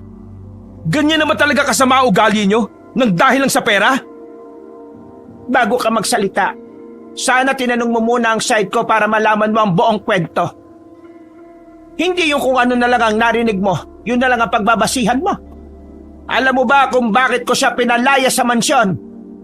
Kasi mas pinili niya pa ang iba kaysa sa ating dalawa. Buntis ako sa iyo noon pero wala siyang ginawa kundi ang makipagpatayan sa mga lintik na aswang na yan. Habang ako, nagpapatakbo ko ng negosyo natin. Pero ang ama mo, wala. Hindi niya ako tinulungan. Ilang beses akong nagmakaawa sa kanya. Pero mas inuna niya ang iba kasi may mga aswang. Mas inuna niya ang pagiging albularyo niya kaysa maging ama sa iyo at maging asawa sa akin. Ngayon, sabihin mo nga sa akin kung wala ba akong karapatan na magalit sa ginawa niya? Wala ba akong karapatan na magtanim ng sama ng loob? Hindi na nakapagsalita si Mateo sa mga sandaling ito. Nang malaman niya ang kwento ng kanyang ina, tila ba may kurot sa puso siyang nararamdaman. Wala naman siyang galit kay Mang Tani dahil alam niyang bilang isang albularyo, mas pipiliin talaga nito ang mas nakararaming buhay. Pero sa kabilang banda, hindi niya maiwasang hindi magtampo. Dahil naaawa rin naman siya sa pinagdaanan ng kanyang ina. Ngayon, mas naiintindihan na ni Mateo kung bakit gano'n na lamang kahigpit ang kanyang nanay sa negosyo. Kung bakit ayaw nitong makilala niya pa ang kanyang ama. Umalis ka na dahil wala kang mapapala sa akin kahit na kailan. Walang puwang sa puso ko ang mga taong una na akong binaliwala. Kung papanik ka sa kanya, wala akong pakialam. Pero itong tatandaan mo, lahat ng meron tayo ngayon dahil yun sa pagtsatsaga kong mag-isa habang pinapalaki kitang matapang at matatag. Kung hindi mo gusto ang pagiging ina ko, malaya kang umalis. Napapailing na lamang si Mateo sa kanyang mga narinig. Ayaw na lang din niyang masakta ng damdamin ng kanyang ina. Habang nasa biyahe na sila, napapakamot na lamang ng ulo si Bekbek. Hindi kasi nito inakalang ganoon ang mangyayari. Iniisip kasi nitong haharap si Mateo ng may pagpapakumbaba. Pero nakipagpataasan pa ito ng pride. Ang bihira ka naman pre oh. Bakit ba kasi ganun ang mga sinabi mo? Ang goal natin ay mapaamo ang mama mo para mabayaran niya lahat ng kailangang bayaran. Ang ginawa mo, inudyukan mo pang magalit eh. Wala na tayong magagawa. Nangyari na eh. Alam mo, isa sa mga kinaiinisan sa'yo ni Senyora, yang ugali mo. Na kapag may gusto kang sabihin, sasabihin mo. Kahit hindi mo pinag-iisipan. Tapos, kapag nakagawa ka ng mali, gusto mong kalimutan na lang kaagad. Pre, hindi ganun maglaro ang buhay. Kung hindi ka nag-iingat, maraming mawawala sa'yo. Hindi lahat ng tao kayang tanggapin ang mga sinasabi mo. Hindi lahat madaling pahupain at palampasin. Kaya sana naman minsan lang mag-isip ka ng matino. Kasi, uy, gagi, sino yun? Biglang napatapak ng preno ang binatang si Bekbek nang meron silang masagasaan. Gulat na gulat silang dalawa. Sandali pa silang nanatili sa loob sa sobrang pagkabigla. Daldal ka kasi ng daldal eh. Hindi ka nakatingin sa dinaraanan natin.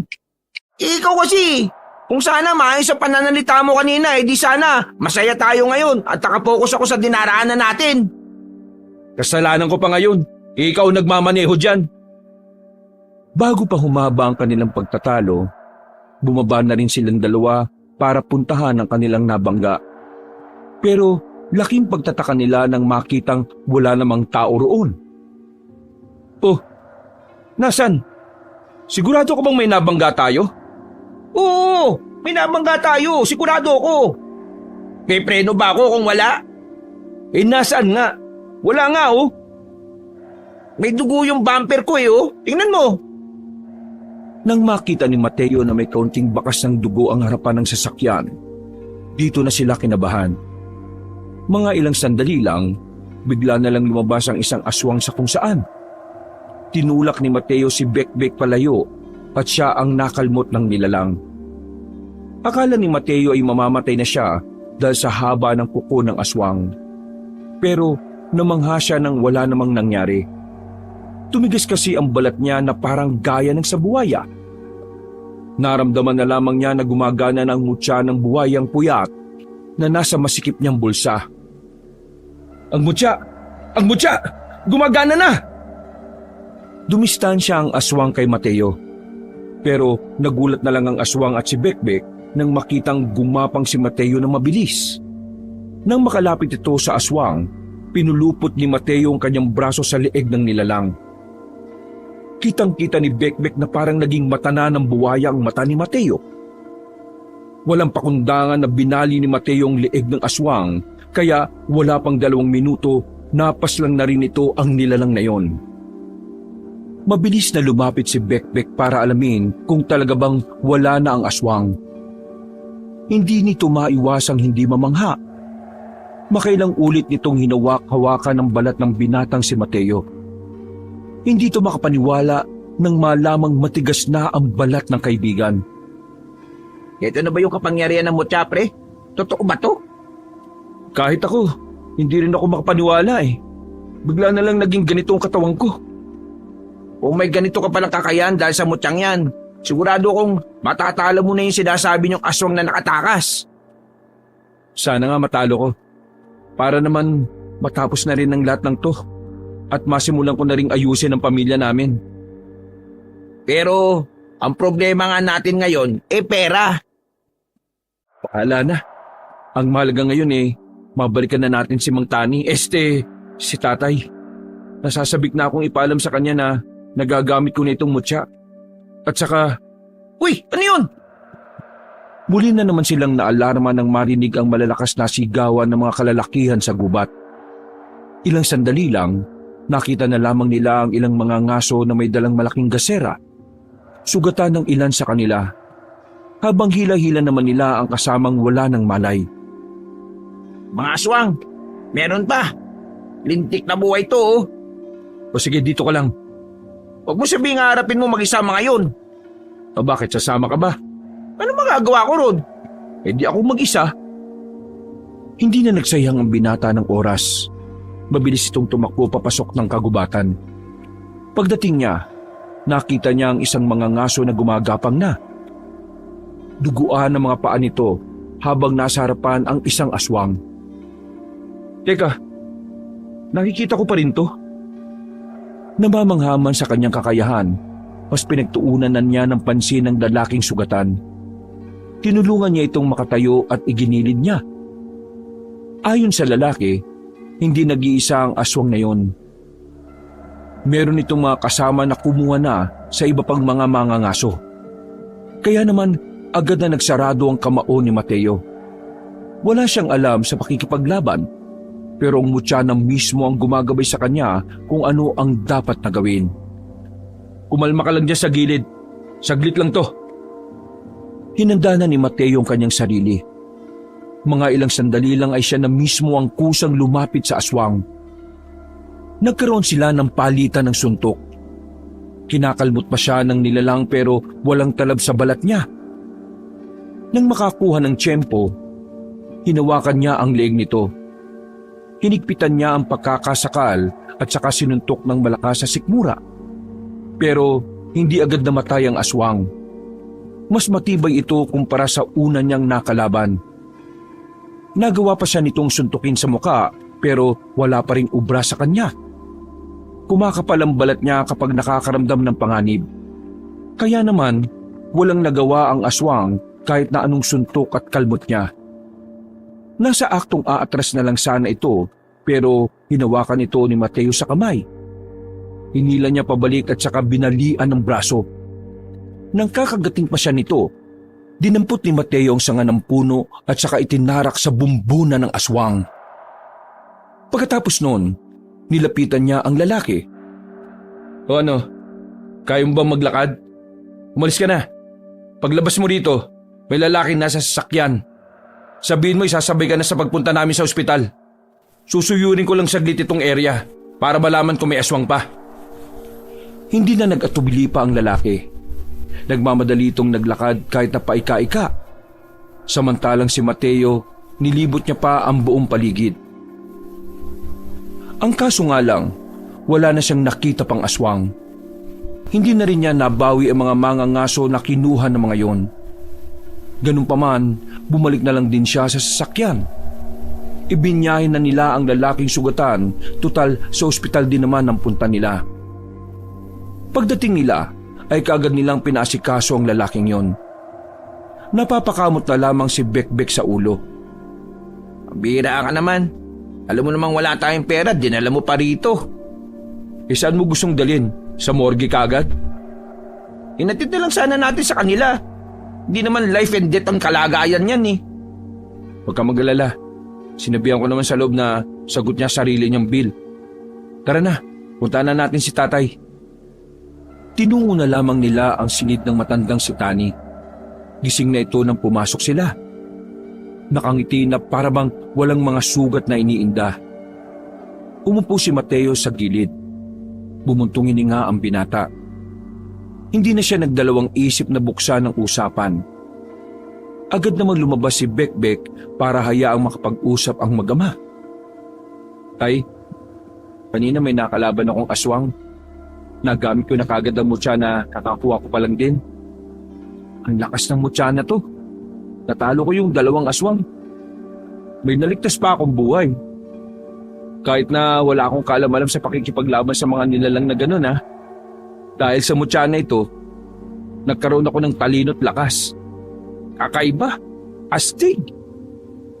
Mabuti naman at nakuha mo na yan at nagamit mo na rin. Yan ang magiging sandalan mo kapag nakipaglabang ka sa mga kampo na kadiliman. Pero hindi po yun ang gusto kong pag-usapan natin ngayon. Eh bakit? May iba ka pa bang gustong sabihin? Alam ko na po ang totoo, Tay. Sinabi na sa akin ni Bekbek na nakausap ko na rin si Mama tungkol sa'yo. Tay, bakit hindi mo sinabi sa akin nung unang beses na nalaman mo kay Bekbek na ako palang anak niyo? Hiya ako eh. Siguro, nasabi na sa iyo ng mama mo ang dahilan kung bakit niya ako pinalayas. At kung bakit pinili ko na lang na lumayo. Pinili ko ang misyon ko kesa sa inyong dalawa. Pinili niyo ang buhay ng mas nakararami kesa sa buhay ng pamilyang kakabumo pa lang? Maiintindihan ko kung magagalit ka sa akin. Gaya ng pang-unawa ko sa galit ng mama mo.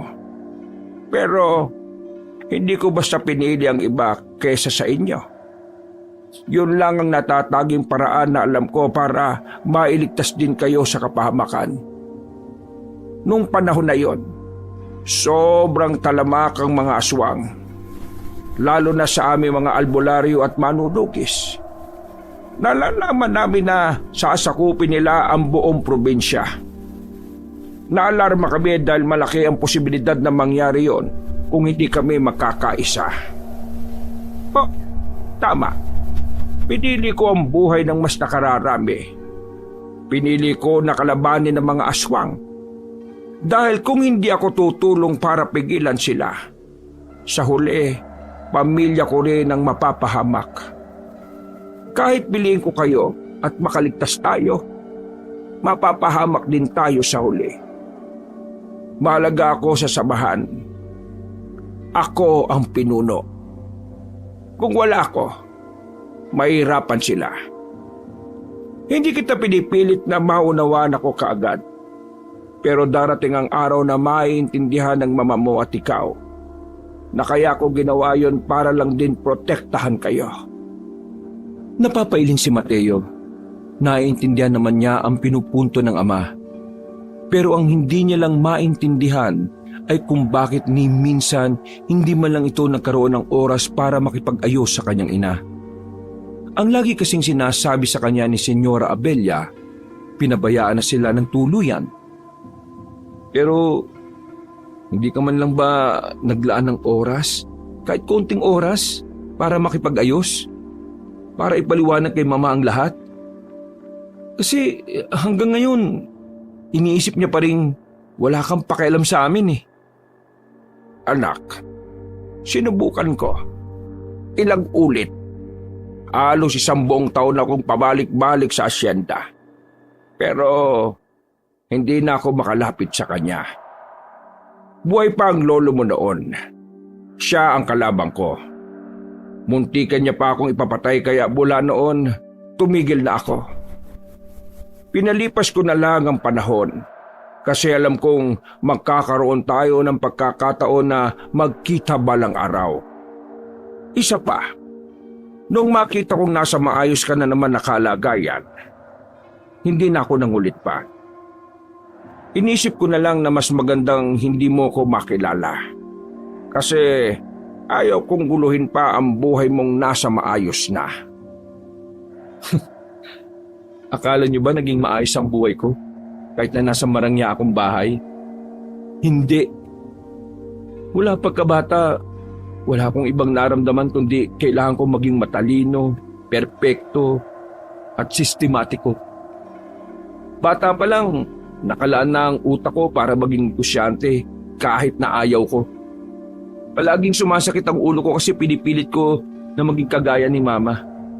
Pero ang tunay na gusto ko, maging kagaya mo. Ang hirap ng buhay ko noon. Mukha lang masarap ang buhay ko kasi nasa loob ako ng malaki at magandang bahay. Pero palagi kong iniisip yun na sana may ama ako na nandito sa tabi ko para kahit na paano may nakakaintindi sa gusto kong buhay. Patawarin mo ako, anak. Alam kong sobrang dami kong pagkukulang. Wala ako sa tabi mo nung bata ka pa. Pinagsisisihan ko ang mga nangyari. Hindi. Huwag niyong pagsisihan. Sinabi mo kanina pinili mong nakararami para protektahan kami. Kaya bakit ka magsisisi? Ang mahalaga sa akin ngayon ay kung ano ang magagawa mo para sa amin ni Mama. Tinatanggap mo pa rin ba ako? Tay, matagal ko nang gustong magkaroon ng ama. Kaya sa akin, walang problema. Matagal na kitang pinatawad. Ang isipin mo si Mama. Siya ang pinakanasaktan dito. Oo nga. Tama ka nga. Kaya kapag magaling na ako, huwag ka mag-alala. Pipilitin kong makausap ulit ang mama mo, anak. Pero, Mateo, anak, maraming salamat. Akala ko talaga magagalit sa akin. Pero, masaya ako kasi sa kabila ng mga pinagdaanan mo na wala ako, lumaki ka pa rin ng maayos. Lumaki ako ng maayos kasi alam kong mabubuti ang mga magulang ko. Pero sadyang masakit lang talaga magsalita si Mama. Kahit na ganon, alam ko naman na mahal niya ako. Kaya ikaw, magpagaling ka muna rito ha.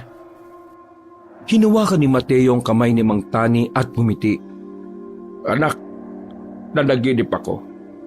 Yung kaibigan mong babae, kinuha ng aswang. Yung dongga. Hindi pa napalya ang panaginip ko kaya baka mangyari din ito.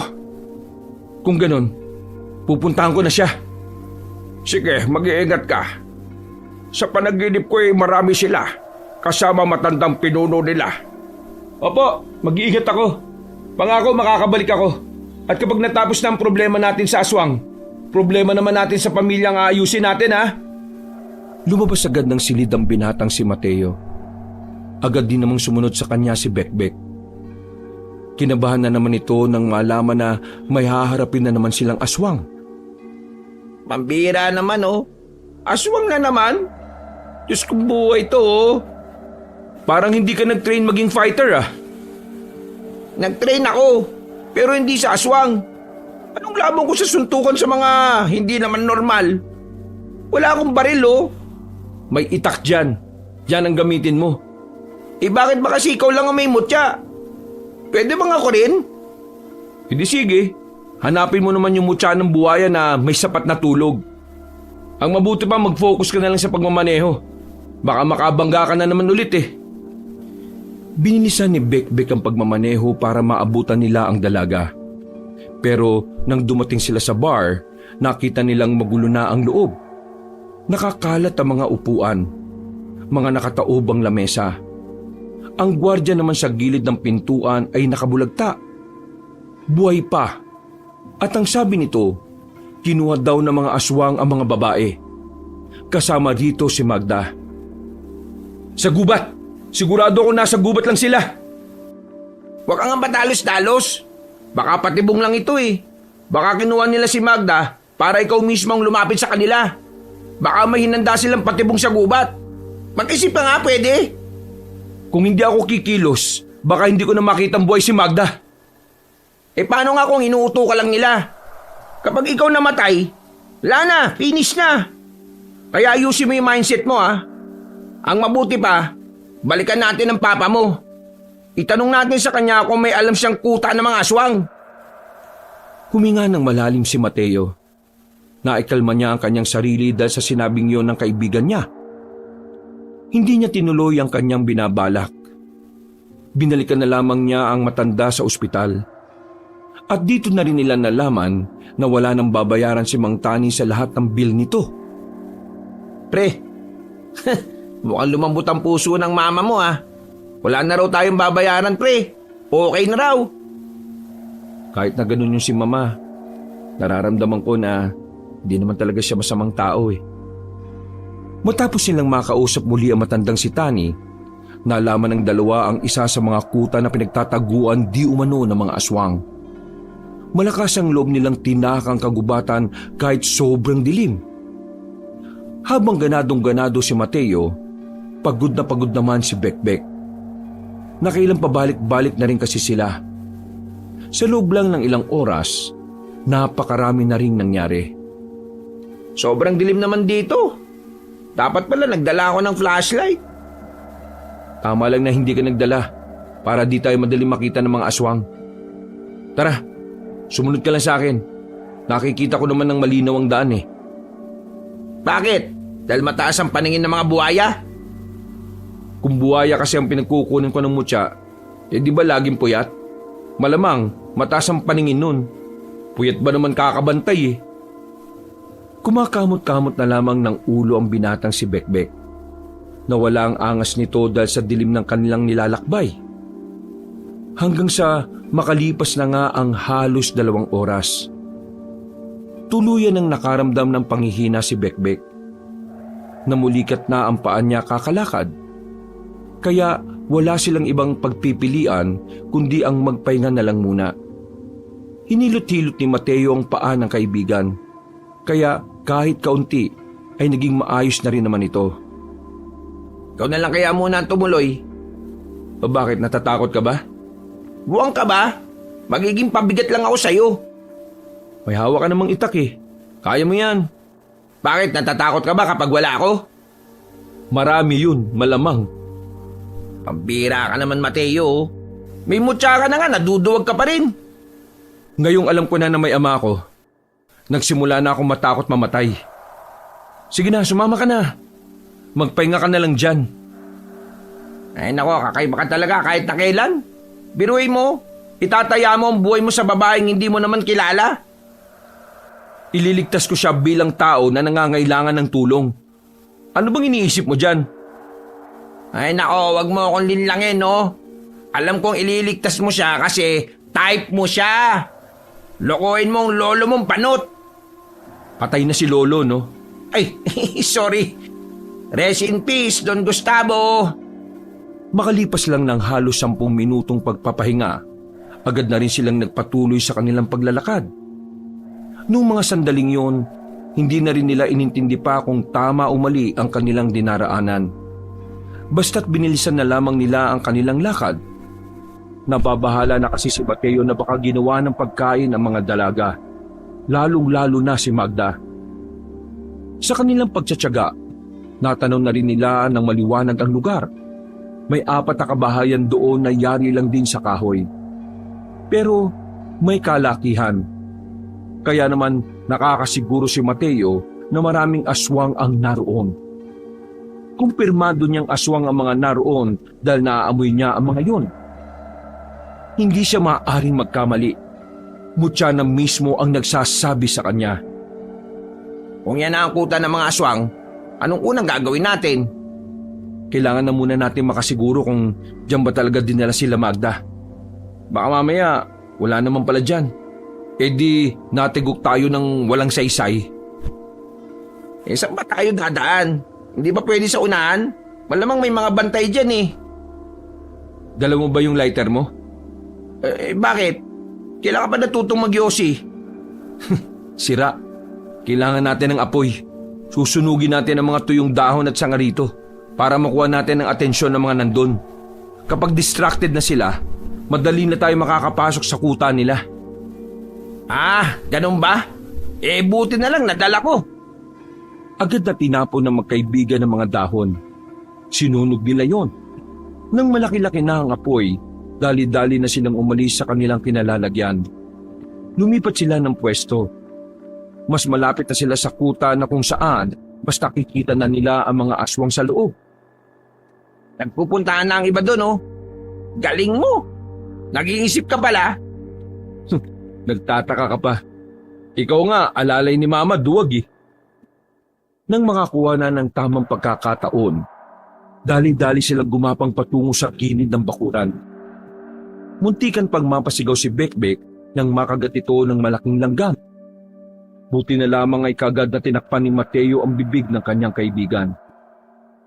Huwag kang sumigaw. Parang kagat lang ng langgam eh. Sira ulo. Langgam nga kumagat sa akin. Tambuwala naman. Nanahimik sila bigla nang makita may mga papataan na aswang. Nakatago lang sila sa mga halamanan. ni hindi sila gumagawa ng kahit na anong pagkilos. Kaunting galaw lang kasi ng halaman, alam nilang maghihinala na kaagad sa kanila ang nasa paligid. Paglagpas ng mga aswang, nagmamadali silang bumangon. Nakahinga ng maluwag ang dalawa. Pero hindi pa roon nagtatapos ang kanilang pagsubok. Kailangan pa nilang hanapin kung saan dinala ang mga babae. May naririnig akong mga iyak ng babae sa banda ron. May mga nagbabantay din. Anong gagawin natin? Akong bahala. Susubukan kong isa-isahin sila. Dito ka lang ha. Sesenyas na lang ako kapag pwede ka nang sumunod. Bida-bida ka na naman ha. Wala na tayong choice eh. Ano ka ba? Hindi na hinintay pa ni Mateo ang kanyang kaibigan na mapigilan siya. Pasimple na siyang gumapang patungo sa kinaroroonan ng isa pang bahay. Nang makarating na siya sa silong, wala siyang sinayang na sandali. Agad niyang hinila ang paa ng isang aswang. Nang nasa ilalim na ito, ay madali niyang binali ang leeg nito. Alam niyang magtataka ang isang aswang kung bakit nawala ang isang bantay. Kaya naman hinila niya na rin yun. Nakagawa ng kaunting ingay ang aswang na yon. Pero binasag niya agad ang mukha nito. Marahang lumapit ang dalawang aswang sa ilalim ng silong. Sa mga pagkakataong ito, wala nang nararamdaman na kaba ang binata. Lumabas siya sa kabilang gilid. Umakyat siya sa bubungan. Tumalon siya sa likuran ng dalawang aswang at sa kanya yung tinaga gamit ang itak na nakuha sa silong ng bahay. Bagsak agad ang dalawa dahil sa ulo yung pinatamaan ng binata. Nang masiguro niyang wala nang nakakakita sa kanya, sinira niya agad ang pinto. Bumungad sa kanya ang mga dalagang umiiyak. Naroon din si Magda. Shh! Kayo maingay. Matatakasin ko kayong lahat dito. Kalma! Relax lang. Kailangan lang natin kumuha ng tamang pagkakataon. Dumungaw si Mateo sa bintana at saka sinenyasan ng kanyang kaibigan na sumunod. Nagmamadali naman si Bekbek na gumapang palapit din doon. Maraming salamat, Mateo. Sabi ko na nga ba't darating ka eh. Wala yon.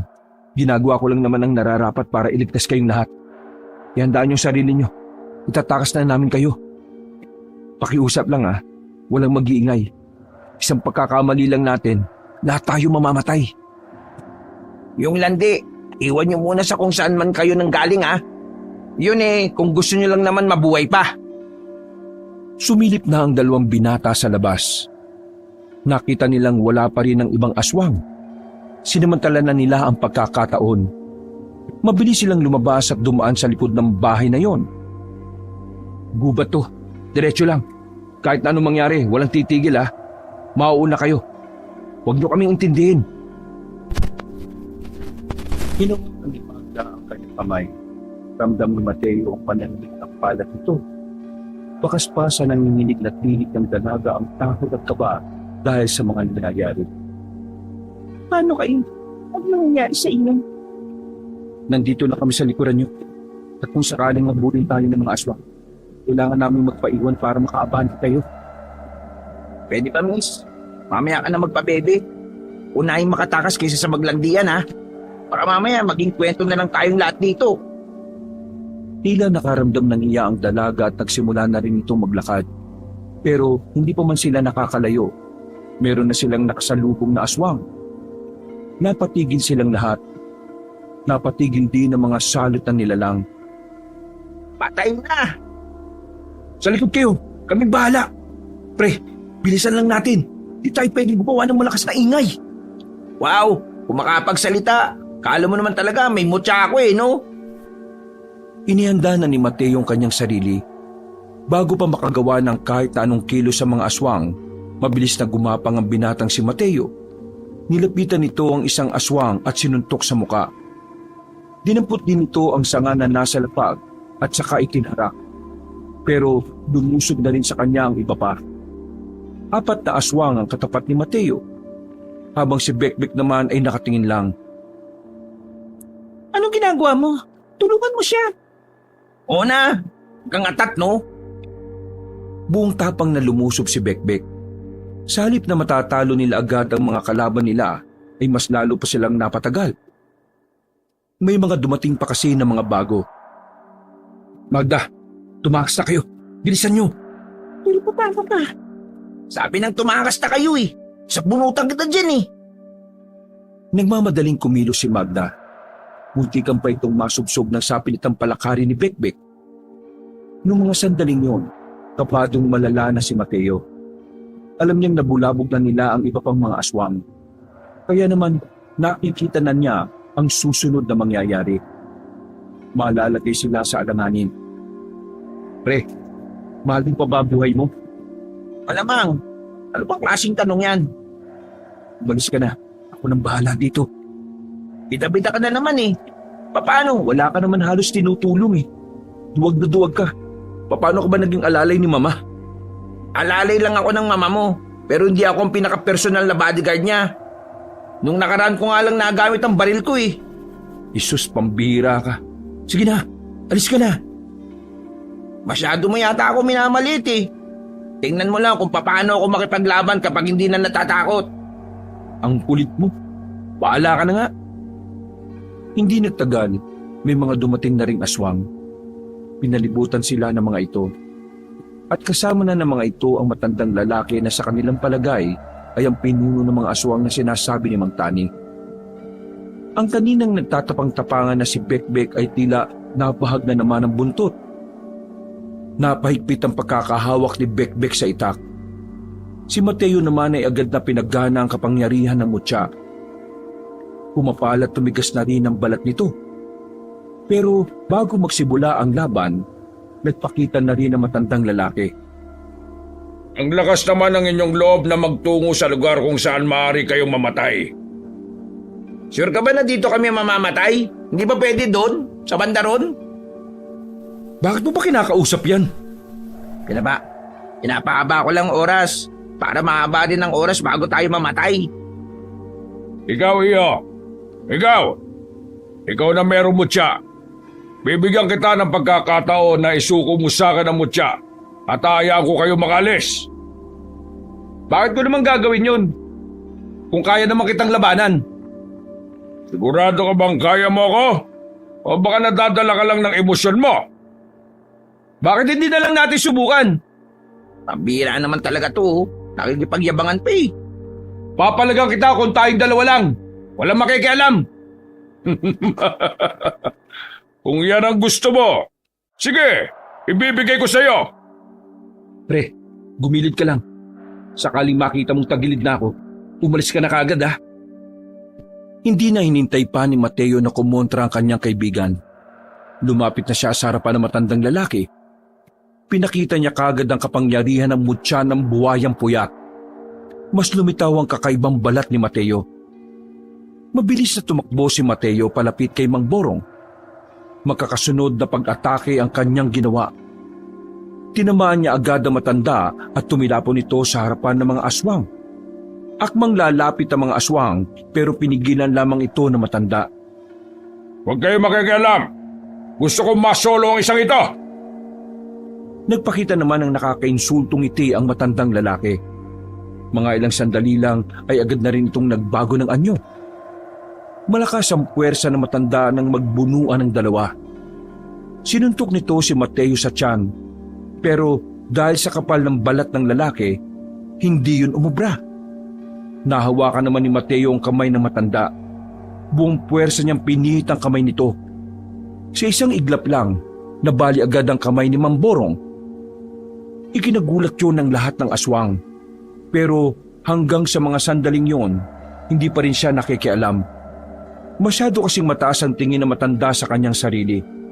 Sa isip-isip ni Mateo, para bang merong mali sa nangyayari. Hindi niya kasi maramdaman kung gaano kalakas ang kalaban niyang matanda. Pakiramdam lang niya ay napakalayo ng agwat. Siguradong tinatago lang niya ang totoo niyang lakas. Di ako pwedeng maging kampante. Parang walang nangyari nang muling lumapit sa kanya si Mamborong. Mabilis pa rin ang pagkilos nito. Sa katunayan, nagawa na nitong ipatama ang bawat kalmot at suntok nito sa binata. Ang kaso nga lang, sadyang makapal at matigas talaga ang balat ni Mateo. Walang iyakang tao ka. Bakit hindi ka tinatablan ng mga ginagawa ko? Ginagalit mo talaga ako, ha? Kagaya ng pagkakaalam mo, mutya ng buwayang puyat ang gamit ko. Hindi tatalab sa akin ang mga simpleng pagkalmot at suntok mo. Kaya naman, ilabas mo na ang totoong lakas mo. Kung yan ang gusto mo, sige, pagbibigyan kita! Biglang nagbago na naman ang anyo ng matandang lalaki. Mas sumaba ang buhok nito. Wala na ang imahe ng pagiging anyong tao nito. Napalitan na ito ng isang halimaw na sobrang nakakatakot ang itsura.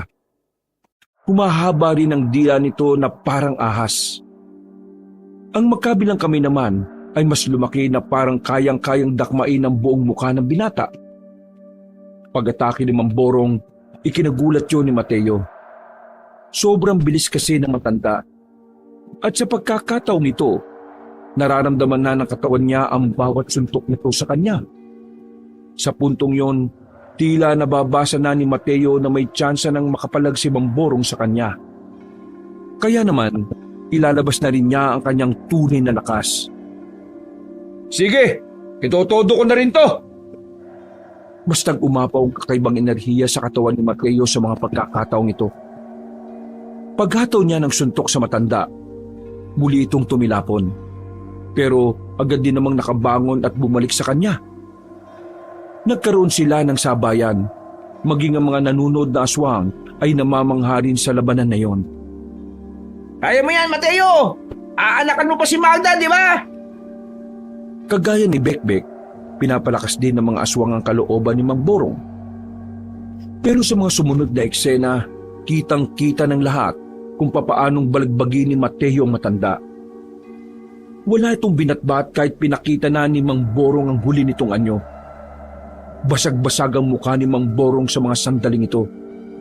Pero hindi pa rin ito tinitigilan ni Mateo hanggang sa tuluyan na nga itong bumagal sa pagkilos. Hindi ako pwedeng matalo! Hindi! Hindi ganito inaasahan ko para sa isang pinuno ng mga aswang.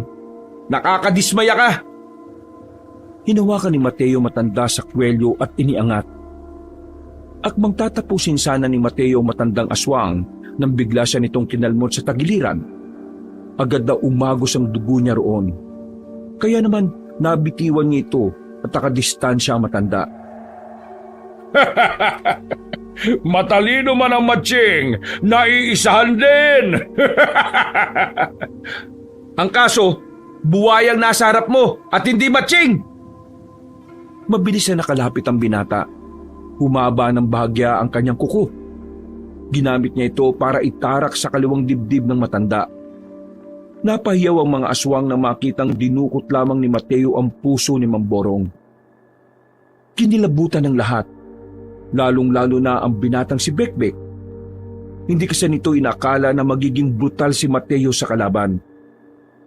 Ito na ang katapusan niyo mga aswang! Matay ka na! Mamamatay na ang pinuno ng mga salot!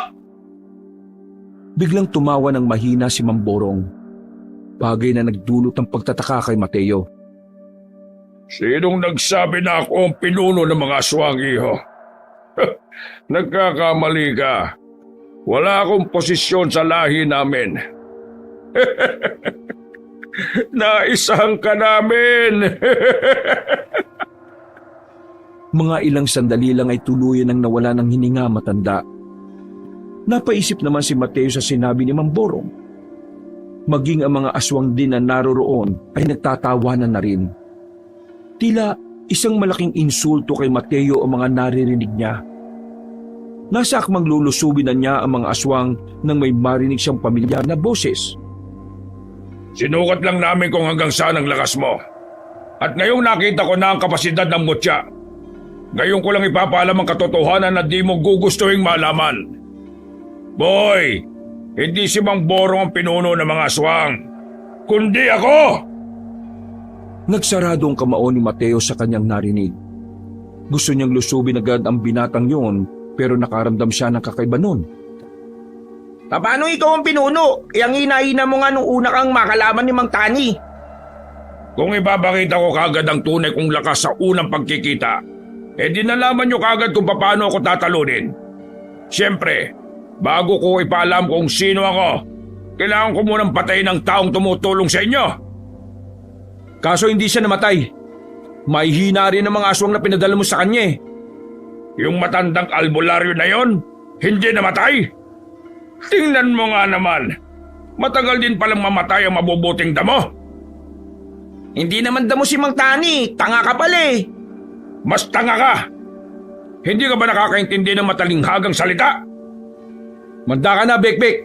Ngayon ko kailangan ng tulong mo. Mga kasama, lusubin niyo ang dalawang yan. Gusto kong ubusin niyo muna ang lakas ng isang yan bago siya humarap sa akin. Para wala nang kahirap-hirap na papaslangin ko ang mahinang nilalang na yan. Hindi nagtagal, makakasabay na lumusob ang mga aswang. Malakas-lakas pa rin naman si Mateo. Pero hindi niya may kakaila na hindi na siya kagaya ng simula. Sa pakikipaglaban niya sa mga aswang, marami agad ang napatumba nila. Si Bekbek naman ay may mga sugat na rin. Pero patuloy lang ito sa pakikipaglaban. Parang wala man lang itong nararamdamang takot sa mga sandaling ito. Pre, hanggang kamatayan na to. Walang mamamatay. Dumikit ka lang sa akin. Hindi niyo kakayanin ng mga bataan ko. Marami pa sila. Wala pa sa kalahati ang nababawas niyo. Duwag ka ba? Pinapauna mo mga kasama mo dahil takot ka mamatay? Mabuti pa yung matanda kanina eh. Kahit na alam niyang hindi siya mananalo, lumaban siya na mag-isa. Eh ikaw, isa kang kahiyan sa lahi ng mga aswang. Laturingan ka bang pinuno niyan ha? Kadiri ka? Yak! Ews! Pinuno lang umaasa sa mga tauhan niya. Maya ka nga sa balat ni Mateo. Humugot na malalim na paghinga ang lalaking si Donga. Medyo na-insulto siya sa sinabing yun ng dalawa. Kaya naman, habang nagkakagulo pa, pinatigil niya na ang mga kasamahan niya. Humarap na si Donga kay Mateo. Sa pagkakataong ito, medyo inihingal na rin ang binata. Pahina na rin ang pahina ang kapangyarihan ng mutya. Nagamit na kasi niya yon sa laban pa lang nila Mang Borong. Sige, magbunuan tayong dalawa. Tayong dalawa lang, hanggang kamatayan.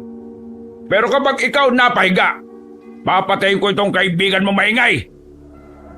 Mapapahiga mo ko? Managinip ka na lang ng gising. Hindi nagtagal, nagbago na rin ang anyo ng lalaking si Donga. Hindi pa man lumalapit ang aswang na ito, ay nagtitindigan na ang balahibo ni Mateo. Nakakaramdam siya ng matinding takot kahit natangan niya pa rin ang mutya ng buwayang puyat. Kita-kita sa mukha mo ang takot. Pinagpapawisan ka na yata eh. Mas kapalan mo ang balat mo dahil ngayon hindi kita sasantuhin. Dahil tensyonado na ang binatang si Mateo, wala itong nagawa nang lumapit sa kanya si Donga. Naramdaman na lamang ni Mateo ang mabigat na kamay ni Donga sa kanyang sikmura. Dinig niya pa ang tila pagkakabasag na matigas niyang balat. Tumilapon ang binata, pero pinilit niyang hindi mapabulagta. Kumapit siya sa lupa. Pinilit niyang makatayo ulit kahit na ramdam niya ang sakit sa kanyang sikmura. Sa mga sandaling yon, kitang-kita na niya ang pagkakaiba nila sa lakas. Dahil kasi sa pagbuhos niya ng kanyang lakas kay Mamborong, pakiramdam naman niya ay mahina na ang katawan niya. Pero tumingin siya kay Bekbek. Ang kaibigan na lamang niya ang kinukuhanan niya ng lakas.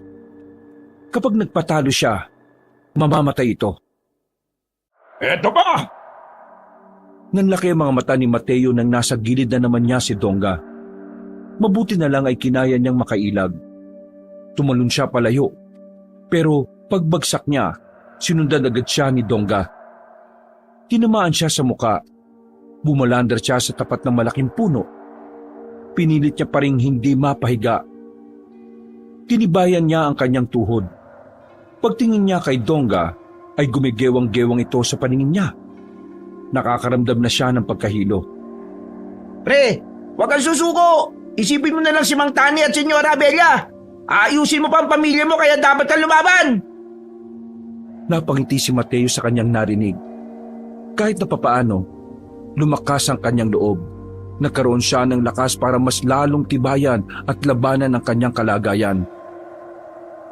Akala mo ba hayaan ko na lang na manalo ka sa laban na to? Patayin mo muna ako! Madali naman akong kausap eh. Dinakma ni Dongga ang kanyang muka. Pilit itong dinudurog ang muka ni Mateo. Buti na lamang ay nakabuelo si Mateo para masuntok na malakas si Dongga.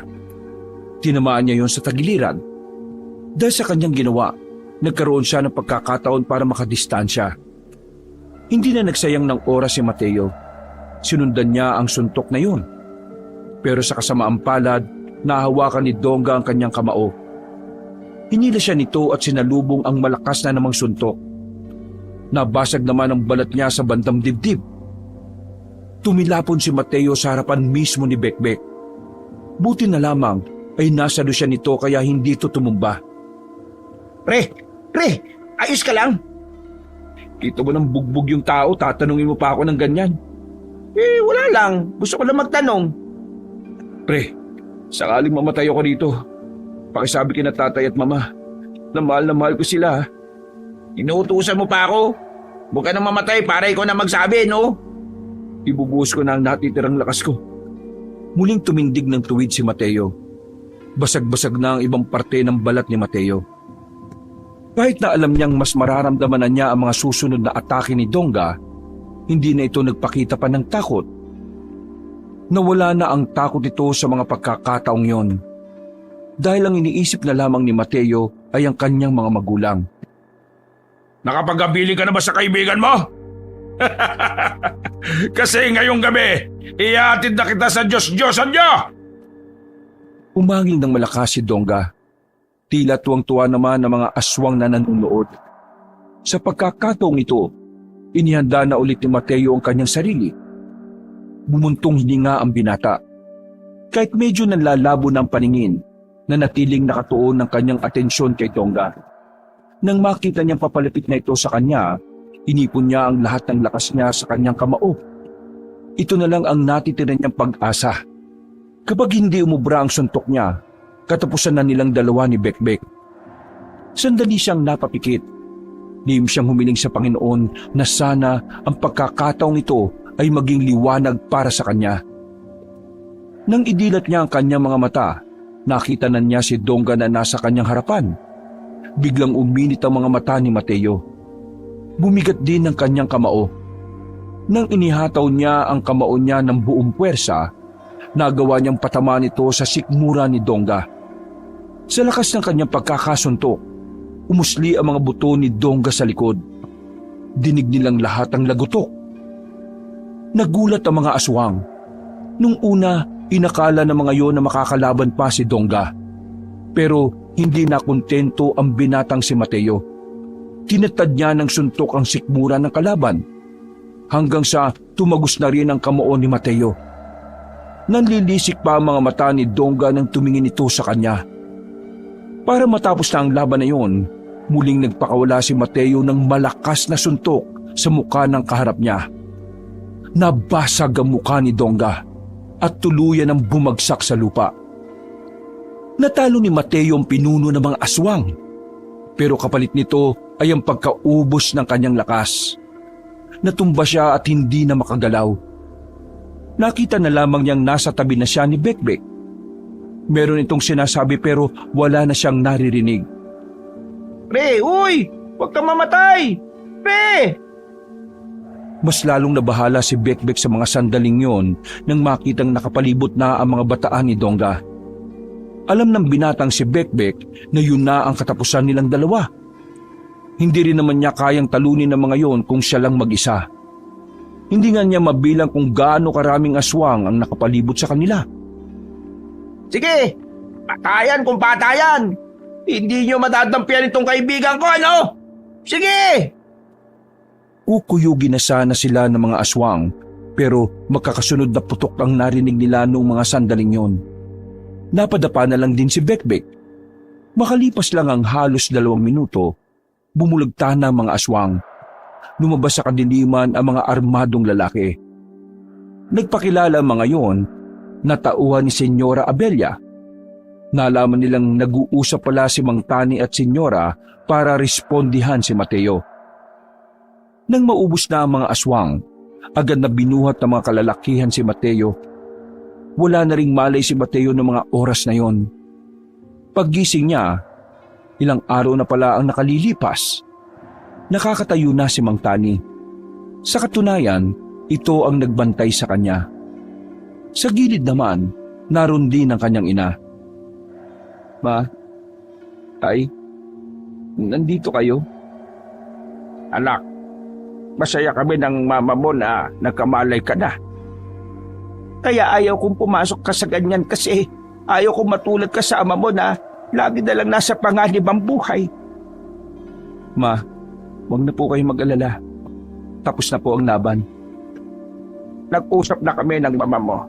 Napagkasunduan namin na total tapos na ang problema natin sa aswang. Tutulungan mo ang mama mo sa negosyo, anak. Kailangan kanya.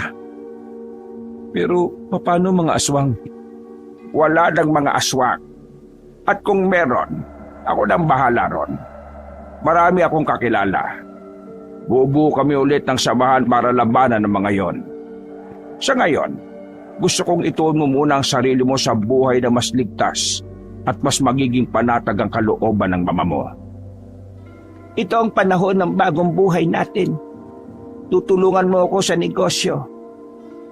Itong tatay mo naman ang pansamantalang papalit sa iyo. Kapag naipasa na niya ang posisyon niya, susubukan natin ulit na mabuo ang pamilya natin. Tama po ba yung narinig ko? Naipaliwanag na sa akin lahat ng tatay mo at napatawad ko na rin siya. Pero hindi pa rin kami nagkakabati. Ma, Tay, kahit ano gagawin ko para sa pamilya natin. Kaya naman, tinatanggap ko ang gusto nyo. Pangako, pagbubutihan ko na. Pasensya na rin pala kung nakapagbitaw ako ng masasakit na salita. Humingi rin si Senyora Abelia sa kanya ng tawad sa lahat ng mga nasabi nito sa binata. Pagkatapos ng pag-uusap na yon, nagkaroon sila ng hapunan. Magkasama silang tatlo sa iisang lamesa. Sobrang saya ni Mateo ng mga pagkakataong yon. Hindi niya inakala na darating ang tagpong yon. Naalala niya pa noon na pinapangarap niya lang yon.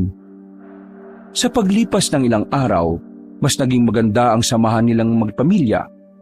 Unti-unti na rin nagkakasundo ang kanyang mga magulang. Habang siya naman, balik sa pag-aaral sa negosyo. Tinutulungan siya ni Bekbek sa lahat ng kanyang dapat na malaman. Mula noon, nakontento na sa buhay si Mateo ngayong buo na ulit ang kanyang pamilya. Masaya na siya at wala nang mahihiling pa. Kasabay ng pagkabura ng mga aswang sa kanilang probinsya ay ang pag-usbong ng bagong buhay ni Mateo kasama ang pinakamamahal niyang tao, ang kanyang ama at ang kanyang ina na matagal na niyang pinapangarap na makapiling. Di nagtagal, nagkasundo rin sila ni Magda. Nagkaroon sila ng sariling pamilya at nagkaroon rin ng mga anak. At doon na nga nagsimula ng panibagong buhay si Mateo at bumuo ng masagana at masayang pamilya. Wakas, nabibilang